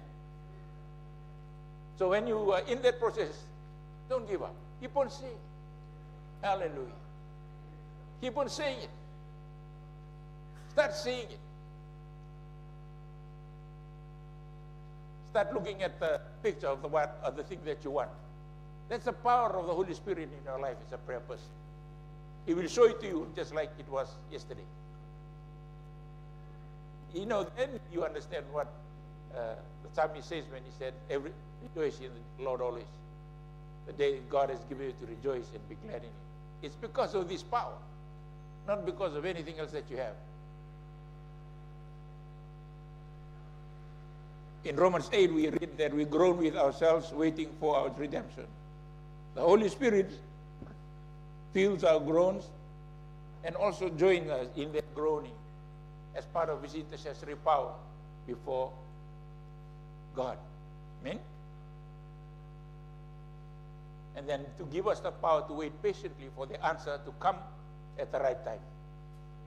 And when it comes, it will meet some of those other things that you do not see yet. It's important for you to know that you take this guy that's standing up here. I don't know what's tomorrow going to bring me, but I know that God knows. What next week will bring, well, the other week will bring. But as I come out of that closet on a daily basis, there will be things murmuring in my spirit that is warning me, today, not this. Today, not this. Today, don't go there. Amen?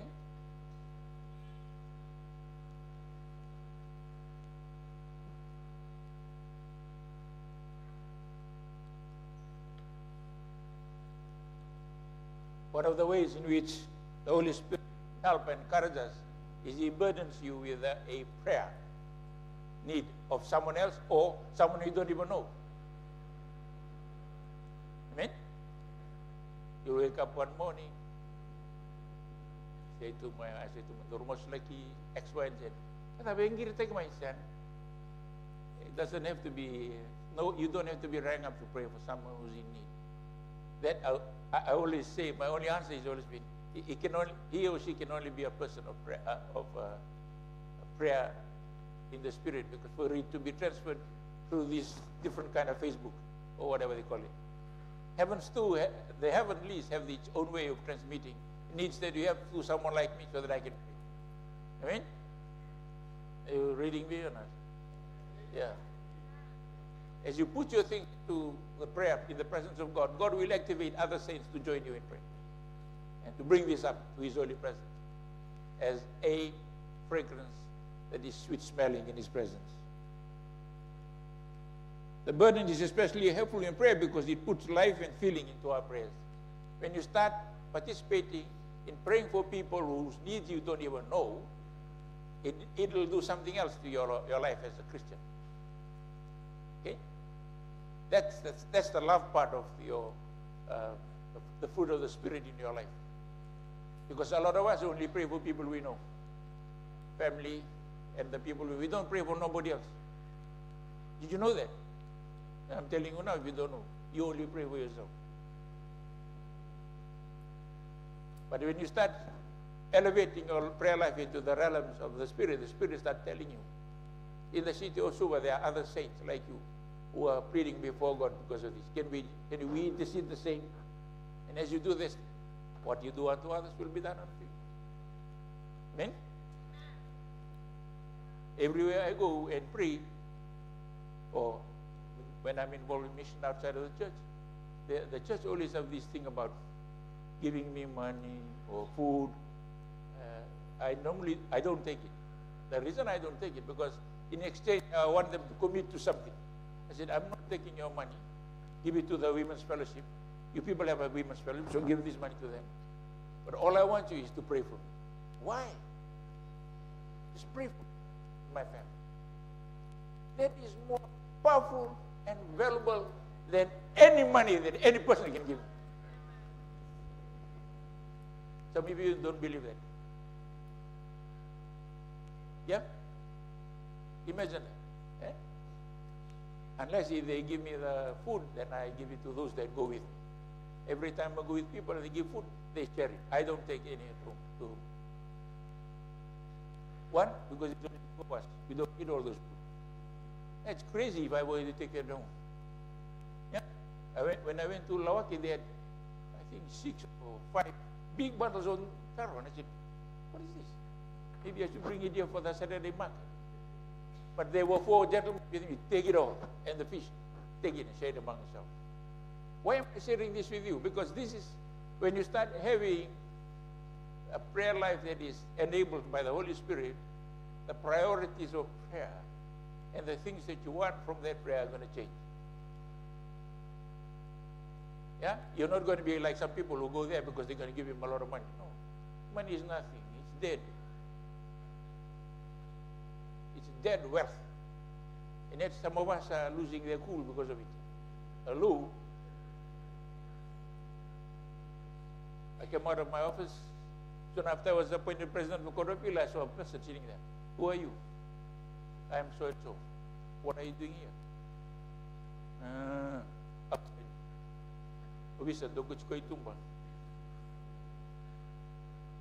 What was he doing there? There was a person there who did some money, and this is a money lender. And the office is actually a sterile area. Even I cannot hold meetings there. It's not related to my work.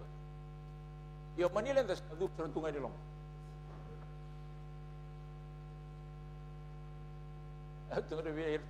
Tell everybody here, not again. Because if this happens again, money lender, I mean,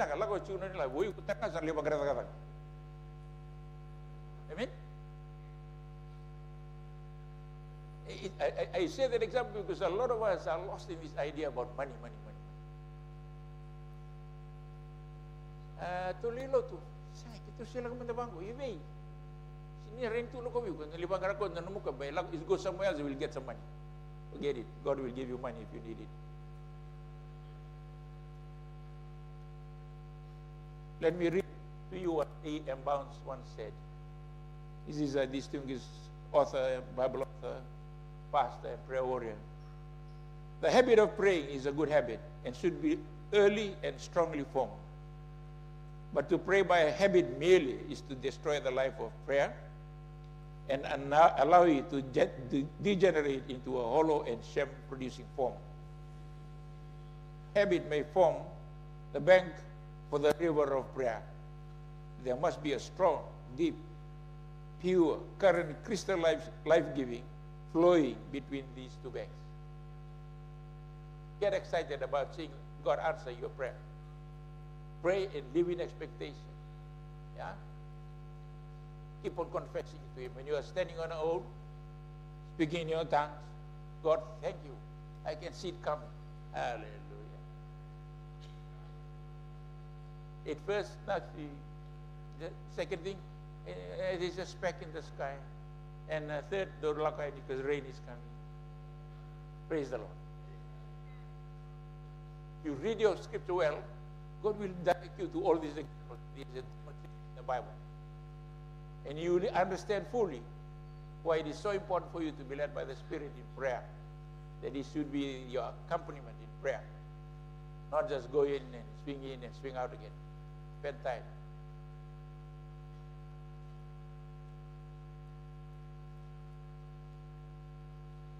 Sixth point I want to leave us is He guides us in prayer. Guiding is very important. We all think that we can pray. I think we all can say things, but I'm not sure whether we can, what Bible talks about in prayer. Yung kaya nasela na ulta mo ni Kaloy na nung rumbulan ni Masu, e nayali nga nakakya na nga doon numa. Yan, kurang na tambo, tu bagaraw tu, may bukay kenta, menda kila, may bagaraw ni nonda kere-kere. Understand the manner in which you will make your petitions before God. This is not just rushing in and rushing out. And again, according to the will of God, we heard earlier in sermon earlier. That is very important for us to understand that point. The will of God, the will of God, the will of God. Yeah? That means the Word of God, the Word of God. I was observing to Talkalkasi.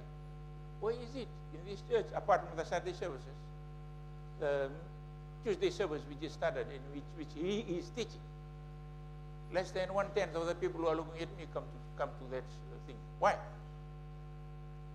Ask yourself. Because there's something in language here. Why? Because that's the word is being taught by your pastor to you.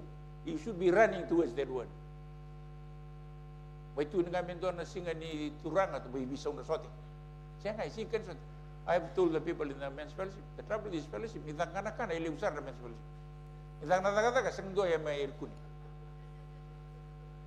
What does that show? Isusa di sonta mati, alas tu na noribar ng karibikalu. Usa tu na yan, morong otaraw. We can't have that kind of thing. You need the Holy Spirit to actually change that kind of lifestyle, you know. Mind and you touch your heart so that you can know how to behave. Awalin tayo ka na italtalawat yan, nawakas ang aming dalawang.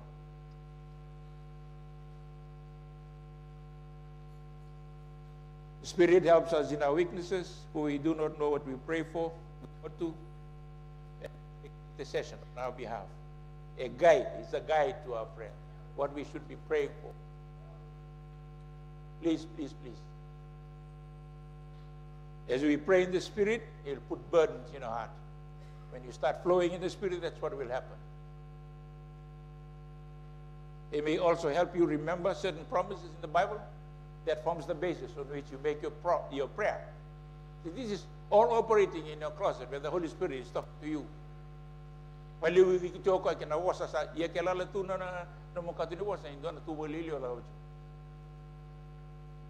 Fill it up with God's word. Uli ka na wasa marroya. Bata na wasa gorya nang gay maglusyo may nalatang minikalu nang ano mas kinawa. Meron yung gay liu tagigo kina kinaisaw niyo ng umatsu. The Holy Spirit teaches us how to pray. Okay? How to pray. John 14:26, but the help of the Holy Spirit, who the Father will send in my name, He will teach us all things. Bring into remembrance all that I have said to you. And along with His guiding, He also teaches us many things about the prayer and how to pray. Teach us the value of the words we use.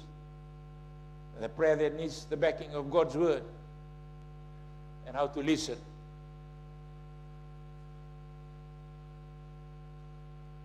He teaches you and me on how to approach God in prayer and the atmosphere of prayer that we should engage. Very important in the rukila na vika kita ko balata na mas. Balata na mas ini kararaw. Igo kina na mulya ka kita. You take time to understand what the Scripture says about praying and how to pray, and the need to be excited about prayer. Na mas yun bingon kita nga. And ando tani na iba nung mureda. Ay tabing bimbiyo mo inanong bulang awi ko bagal. And awan day takawi ko nindo na kambimbiya. O turang marama kilay ni yung mas pagawasma o atagi ko sa ramdanga kinang buwali. But first and foremost, you yourself. Right? Do maso. O do tinibag kasambab din nun sa mga motibuwi ito sa kinamuni radio may. Saliw sa reba mama.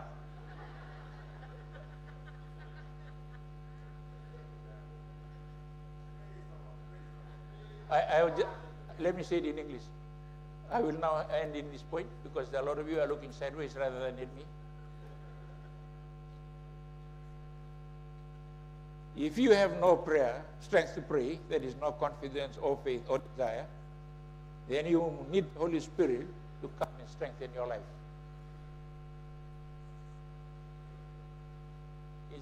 Today, some people, kapag tuwi sa tulimos masubulot, ang bonra. Bitilong man doon ang unti, inalang may.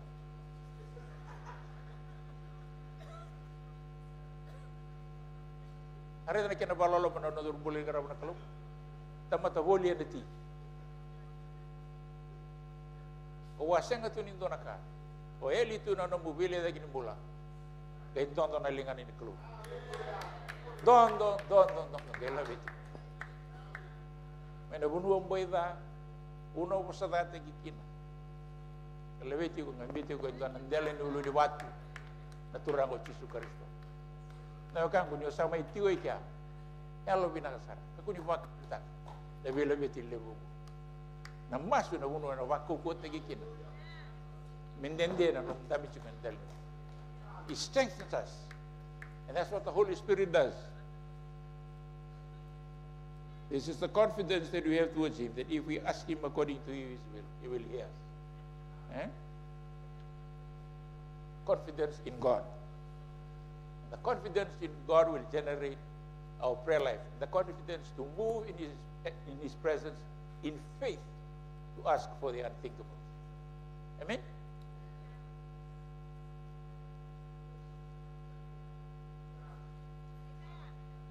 I'm going to say this today. I was a third-year law student. I got into a lot of trouble. Got prosecuted. We're going through the court processes. Yes. The guy who's standing in front of me, I'm talking about, not someone else.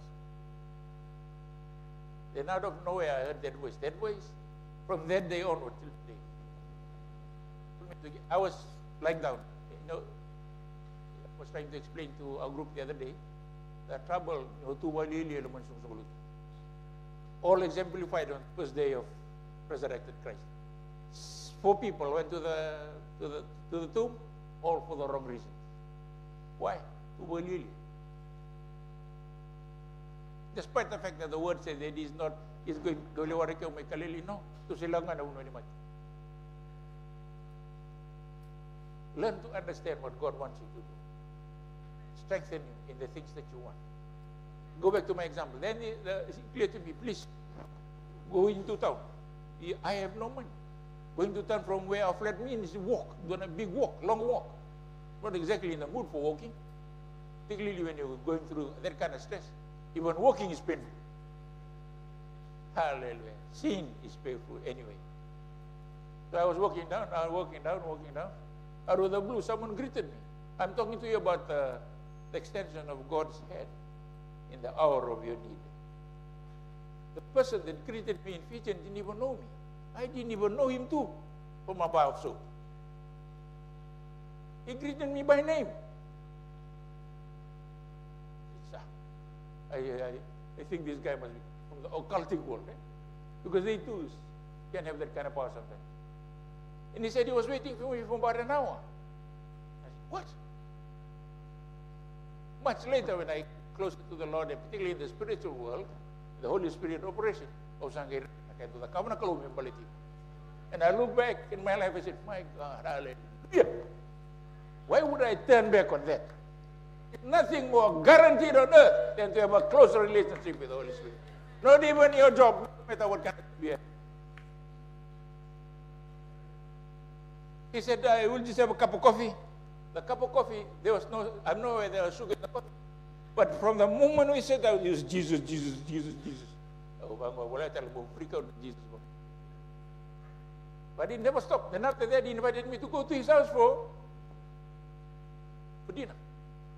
He didn't look like a guy who had any money, because he was actually a seminary student. So I went. And then on the catching the bus to go to Lower Hutt, Wellington, he said, he said, oh, my wife is waiting, and he's cooking the food you could do tali-takawali. That food you're special. I said, you two are beginning to piss me off, because we don't know each other. How do you know the kind of food I want? But God knows. God knows. God speaks to anthems like that. People who know their hearts are open to the Lord. They only in intercession should.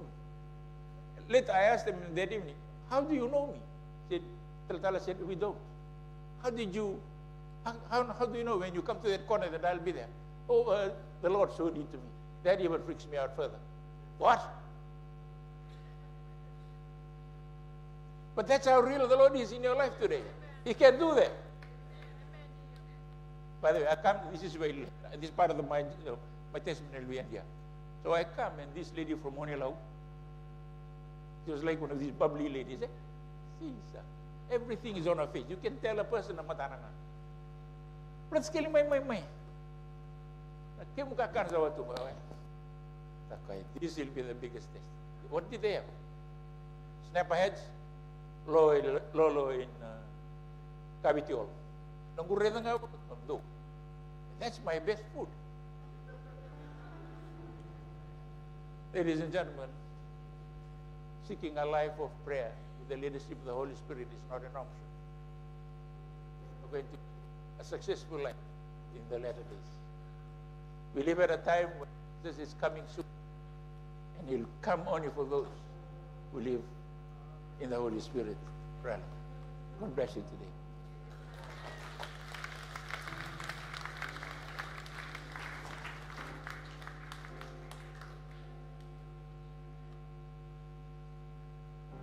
Your Bibles, just turn quickly to Psalms 109. Psalms 109. And while you're turning to 109, Psalms 109, verse 1.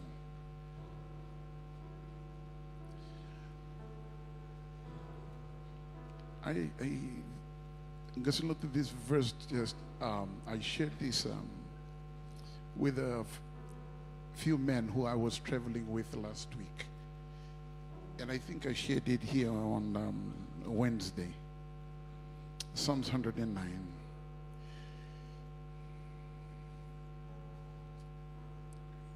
Look at verse 1.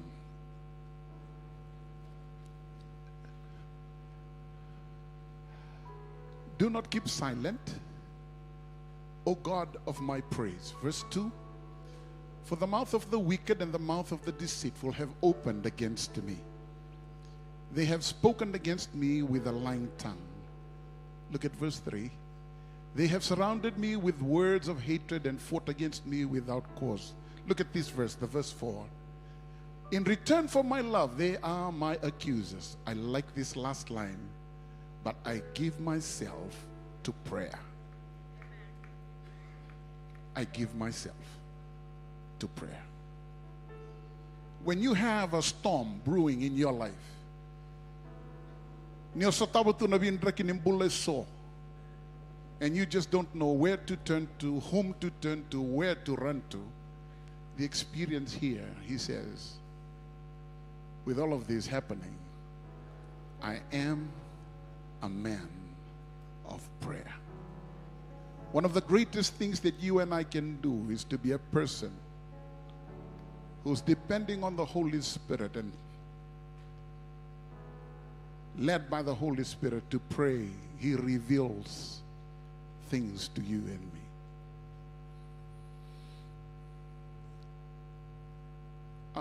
Just let me make two announcements, and we'll collect the offering.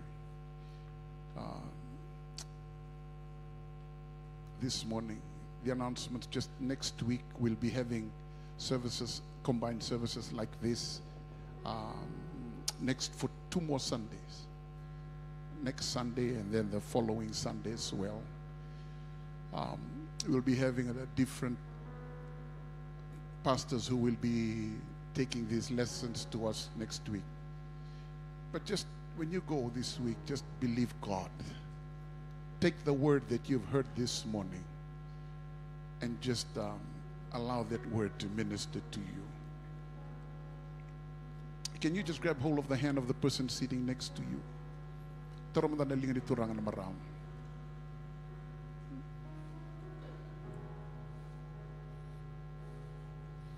Maybe sitting next to a mother who is just facing a storm. A loved one today.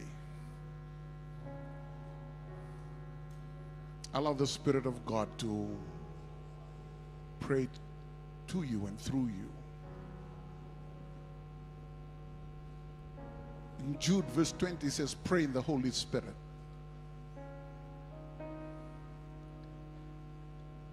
So if you're here this morning and you're filled with the Holy Spirit, I want you to pray in the Spirit this morning. Broshandara bota katiamo. Dalawa sumuwana kalo. Because life is in you when you make that declaration. I want you to speak life into that hand that you're holding. Speak a turnaround on that life, that hand that you're holding. Speak breakthrough. Come on, Calvary Temple, lift that voice to the Lord. Kiara bosia taramona. Dalawa sumuwana kalo. Pronounce a word, hallelujah. Make a declaration this morning, a bold declaration this morning. Hallelujah, there's going to be a turnaround. Hallelujah, there's going to be a turnaround in my home. There's going to be a turnaround in this situation. There's going to be a transformation. There's going to be healing in the name of Jesus. Hallelujah. We not only hear it, we believe it. We're making a bold declaration this morning in the name of Jesus. Hallelujah. Hallelujah. There is movement in the heavenly realms because you're a child of God making a declaration this morning in the name of Jesus. Hallelujah. Hallelujah. Hallelujah. Oh, blessed be the name of the Lord. Hallelujah.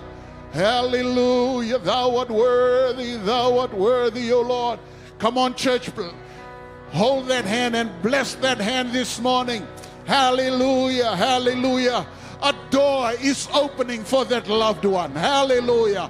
There is a miracle with your name written on it. There is a breakthrough. Hallelujah. Oh, in the name of Jesus. In the name of Jesus. In the name of Jesus. In the name of Jesus, the name that is above every other name. Hallelujah, the name that is above every other name. Hallelujah, hallelujah, hallelujah. Oh, worthy, worthy, worthy, worthy, worthy, worthy, oh Lord. Hallelujah. Hallelujah, there is a shift. There is a shift. Hallelujah. Hallelujah, there is a shift this morning. In the name of Jesus, hallelujah. He's working on your behalf. Hallelujah. Oh, in the name of Jesus. In the name of Jesus. He is the lifter of your head. Hallelujah. You're the head and not the tail. Every mountain will be brought low. Hallelujah. Hallelujah. There is a miracle with your name on it. Oh, blessed be the name of Jesus. Blessed be the name of Jesus. Hallelujah. Spirit of the living God. Oh, hallelujah. Hallelujah. Hallelujah. Blessed be the name of Jesus. Thank you, oh Lord. We thank you. We bless you. We exalt you. We magnify your name. Hallelujah. There is no other name like the name of Jesus. Hallelujah. Hallelujah. Hallelujah. Those walls, oh God, with those walls are coming down. Hallelujah. You're going to remove every hindrance, oh God. Hallelujah. For your own glory. For your own glory. For your own glory. In the name of Jesus. In the name of Jesus. For we are a man of prayer. We are a man and woman of prayer. We are a man and woman of the Spirit. We are a man and woman of the Spirit. Hallelujah. Hallelujah. Hallelujah. Hallelujah. Hallelujah. Blessed be the name of the Lord. Blessed be the name of the Lord. Blessed.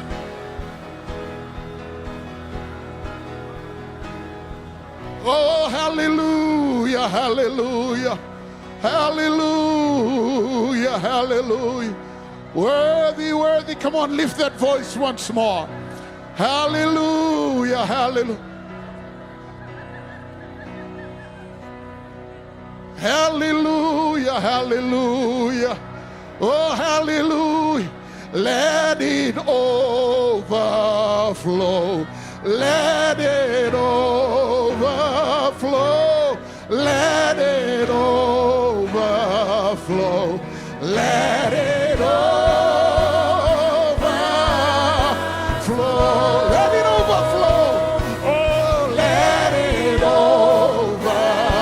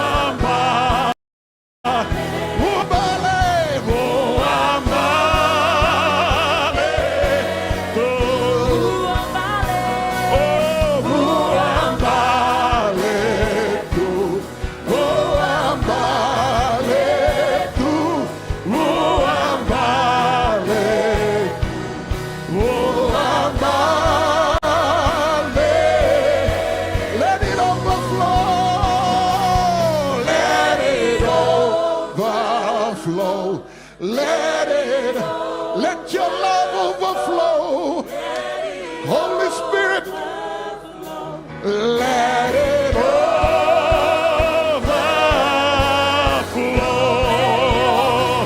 Oh, let it overflow. Hallelujah. Let it overflow. Let it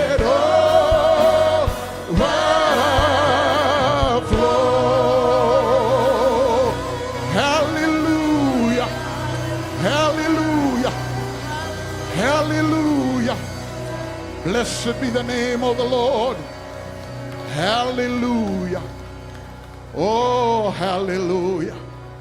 Hallelujah.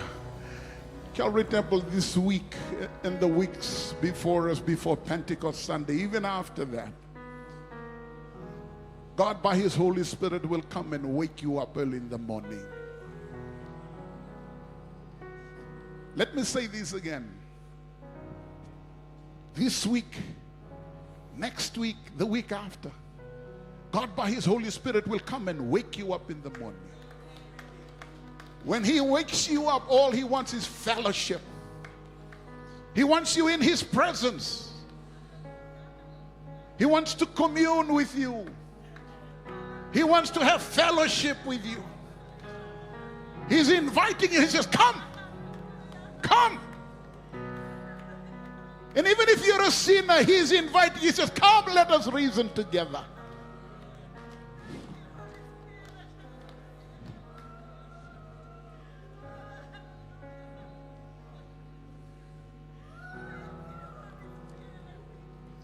I want you to be aware that this is what the Holy Spirit is doing. He's going to work this week and next week. He wants you to experience Him in a newer dimension. And don't ever know,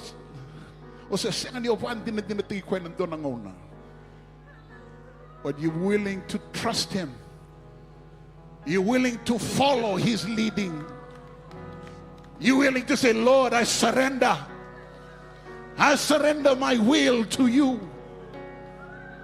If you're leading me, then I surrender. Lead me, Lord. Lead me. He's going to open and reveal Himself to you in ways that you've never seen Him.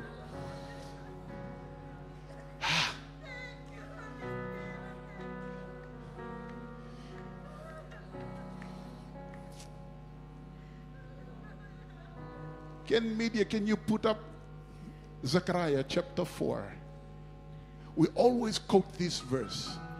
It's not by, nor by, but by my.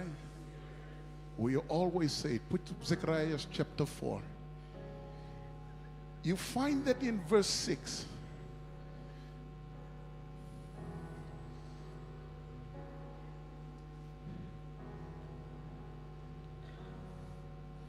If there is in your heart a desire, a wanting, a thirsting for God, I'll wait for the media to put up Zechariah chapter 4. It's in the Old Testament, by the way.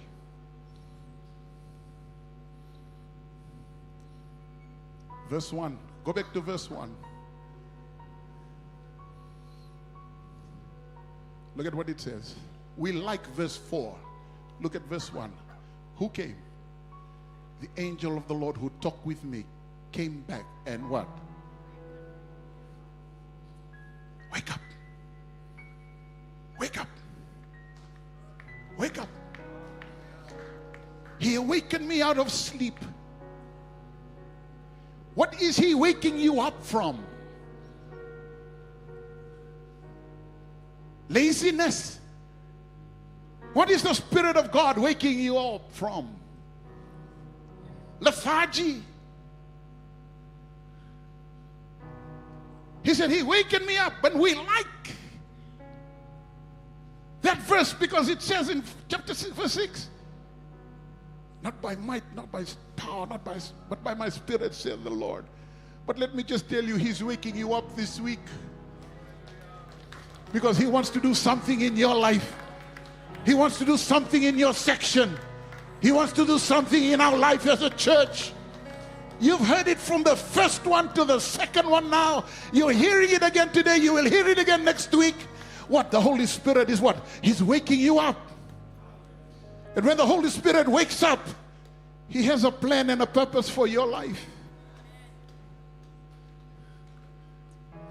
And he's saying, I know the door is closed, but I'm going to open another door for you. He said, I know you've been through some stuff. I know you've been through some difficult situations. But if you just what? Become a person of prayer and hang on to me. Hold on to me. Hold on to my relationship with you. I will show things to you, reveal things to you. Eyes have not seen, ears have not heard what God has prepared for you. But friends, today I just want you to say to God, Lord, this is where I am. Even if you're so thirsty, you say, Pastor, you don't know what I'm going through. Because you know, they just mentioned, don't know. I don't know what you're going through. But I know someone who knows. He knows us better than we do ourselves. He knows your tomorrows. He knows you're rising up and sitting down. Hey, church, he knows. Amen. We serve a good God. Tell the person next to you, we usually finish on Sunday at 12 o'clock. Some of you looking down at your watch now.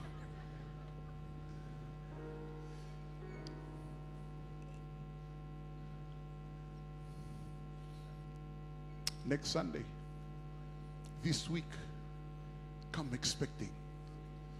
Come ready to receive. Just come ready to receive. Come allow the Spirit to do. Even if he has to break down, break down.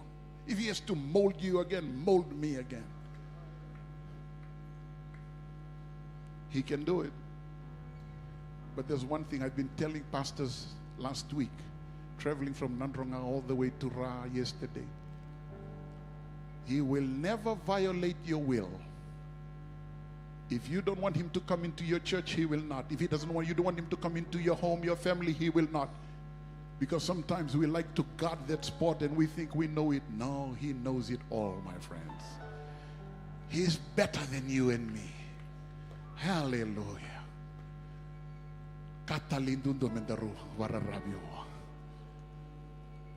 A pastor, he demonstrated this last week because I was sharing and I was saying that verse in Romans 8:14, you know, to be led by the Spirit of God, that you're a child of God. And this is the way he did it when he demonstrated it.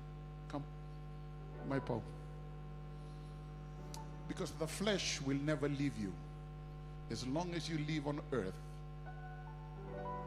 this flesh will never leave you. Your old person, whole life, never leaves. As long as you're living on earth, the flesh is there. But when the Spirit of God, because greater is he that is in you than he that is in the world. Every time you want to step up to another level and move forward,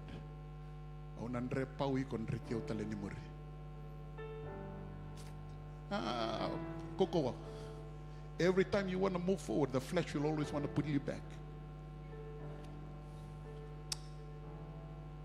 It's always this battle that you will face. We go for Bible study. There's an excuse by the flesh.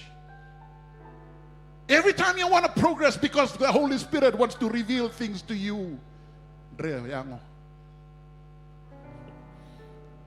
Every time you think, I know better, the flesh will always come up with an excuse, not a reason, an excuse.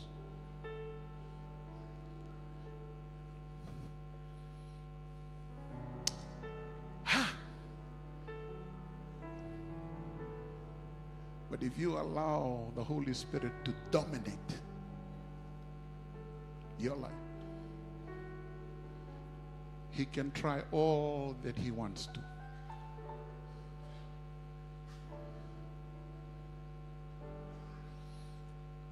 Hey, aren't you glad you came this morning? I am blessed today. Can you turn to the person next to you and tell them, you look blessed this morning? Tell the person again on the other side, you too look blessed this morning. While you feeling blessed, I'd like to collect the offering right now. Amen. Hallelujah. Hallelujah. Tell the person, I'm still feeling blessed. Hallelujah. Amen. Father, in Jesus' name, I thank you. Thank you for your word we've heard this morning. Thank you for the church here at Calvary Temple, even those who are visiting with us today. Oh, Spirit of the living God. You are the source of everything. The source of life. The giver of life. And your word tells us every good and perfect gift comes from you. Thank you for work. Thank you for families. Thank you for friends. Thank you for a church. And thank you for your Holy Spirit. As we give to bless, as we give to extend your kingdom here on earth, we pray that you will bless every hand that giveth. In Jesus' name we pray. Amen. As they collect the offering, let me just remind you again, next Sunday, we're having the same thing. So please come early. Please let someone know. That is if Jesus doesn't return this week. Amen. Tell the person next to you, he might return this week.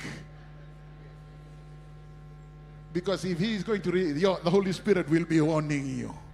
You will not rest. You will not sleep well. Why? Because the Holy Spirit will say, he's coming. He's coming. And boy, what a meeting that will be. Amen. Hey, praise the Lord. Tell the person again next to you, I am ready to go. Tell that person also, I have a visa for that place. You know, some people get their visa rejected. But this morning, if you don't have a visa, you can get a visa. Praise the Lord. Amen. Can we sing another song?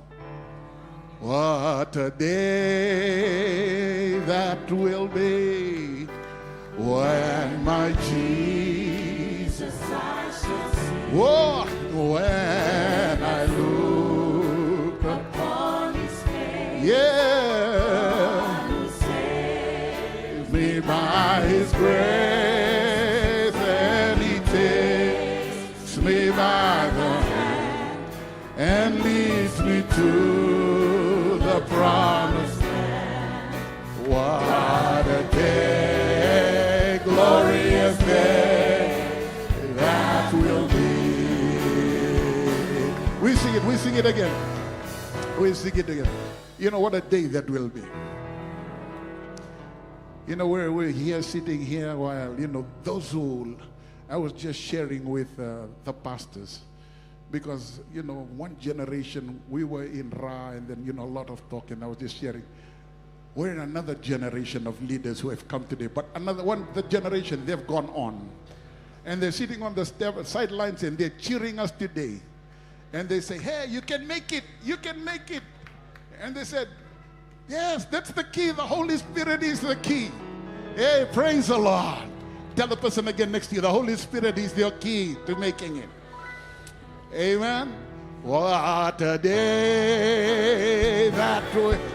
Whoa, when my Jesus I shall see. When I look into His, when I look upon His face, the one who saved me by his grace, and he takes me by the hand and leads me to the promised land. What a day! What a Day, glorious day that will be. what a day! What a day that will be when my Jesus I shall see. When I look upon his face. Hallelujah! The one who Saved me by his grace, and he takes me by the hand and leads me leads me to the promised land. What a day, glorious day that will be. What a day, what a day. Hallelujah, hallelujah. when my Jesus I shall see when I look upon his face, the one who saved me by his grace, when he takes me by the hand and leads me to the promised land. What a day, glorious day that will be. Oh, hallelujah. Hallelujah. Our fasting continues. Amen. Yeah, tell the person next to you, is it going good for you? Yeah, we after we pulled out from the church in Ra, my wife said to me, you know, after Pentecost Sunday, Monday, yeah, you and I will continue to do this thing till next year. I said, go slow. Go slow, one step at a time. But it's been great, eh? Yeah, some of us are fitting into clothes that never, you kind of, but God has been good. It's not only a physical thing, more so a spiritual thing. When you fast and you read God's word and you pray and you go before God and God puts something in your heart and you yearn for his presence, you not only yearn for his presence, and God says what? Jerusalem, Judea, Samaria, and unto the uttermost parts of the world. When he's doing that, you know, I was going to share with you, there are 4 things that you can do to the Holy Spirit which offends him. And one of it can never be forgiven. Can never forgive. I don't know how to explain it, but this is it. It's in Matthew. When you do this to the Holy Spirit, you can never be forgiven.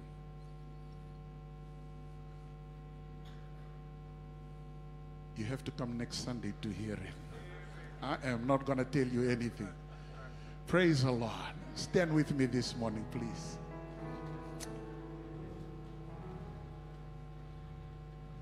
This is what you do when you go back home today. Father, that word which is alive, active, and sharper than any two-edged sword, I've received it this morning. And I will not be just a hearer of your word. I'm going to be a doer of your word.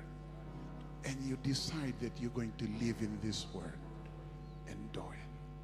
Father, I pray for this church this morning. I pray, Spirit of the living God, you were present here from the first song. You search our hearts and you find us, oh God, where we are, wanting.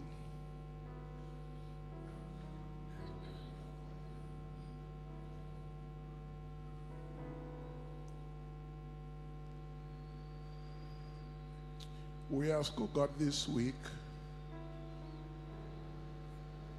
like you did to Ezra and you did to Zechariah, you will wake us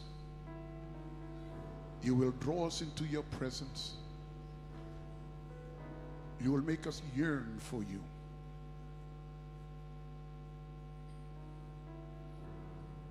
And I pray, oh God, for every family here this morning, every child of yours, oh God. When we leave this place this morning, may the truths, your word, which you breathed, oh God, into men who were moved by your Holy Spirit. That word which Hebrews talk about, which is alive, active, and sharper than any two-edged sword. So that we can not only live victoriously, but we can live powerfully as well. Father, I pray that this week, oh God, you're going to baptize us with your Holy Spirit. Some may be riding in a bus and you choose to do it.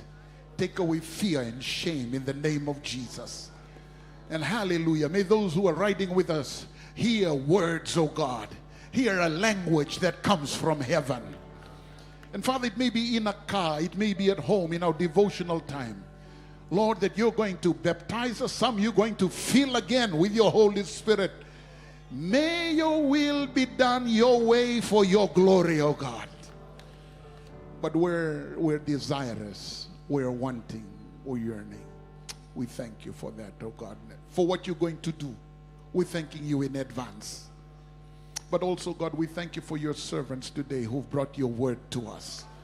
We pray, oh God, that you will increase, oh God, and continue to bestow upon them, oh God, more and more insight and revelation of your word so they can share it with your people, your church, moving us from one level to a higher level, oh God. And we thank you. We pray your blessings upon their lives and their families, and we pray for safekeeping upon their lives as well. And for your church, your people, as we disperse today, we may leave this auditorium, this meeting house, but may we never leave your presence, oh God, at any time. Lead, guide, and direct, and ordain our steps, not only today, but this week, oh God. We will come back next week expecting, should you to return, oh God. We will come back, oh God, believing that there is a word for us.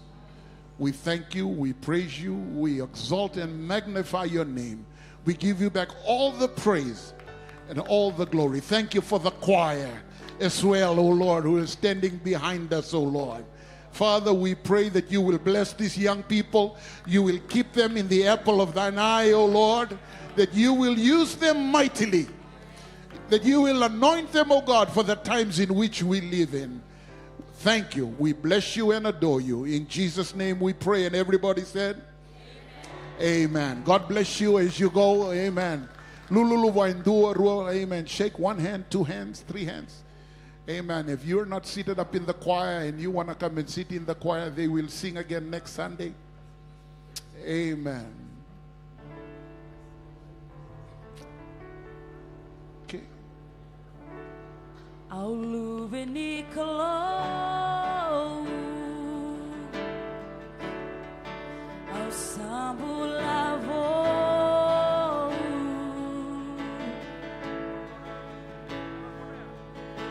senga ena nogu ingu ena loloma ichi su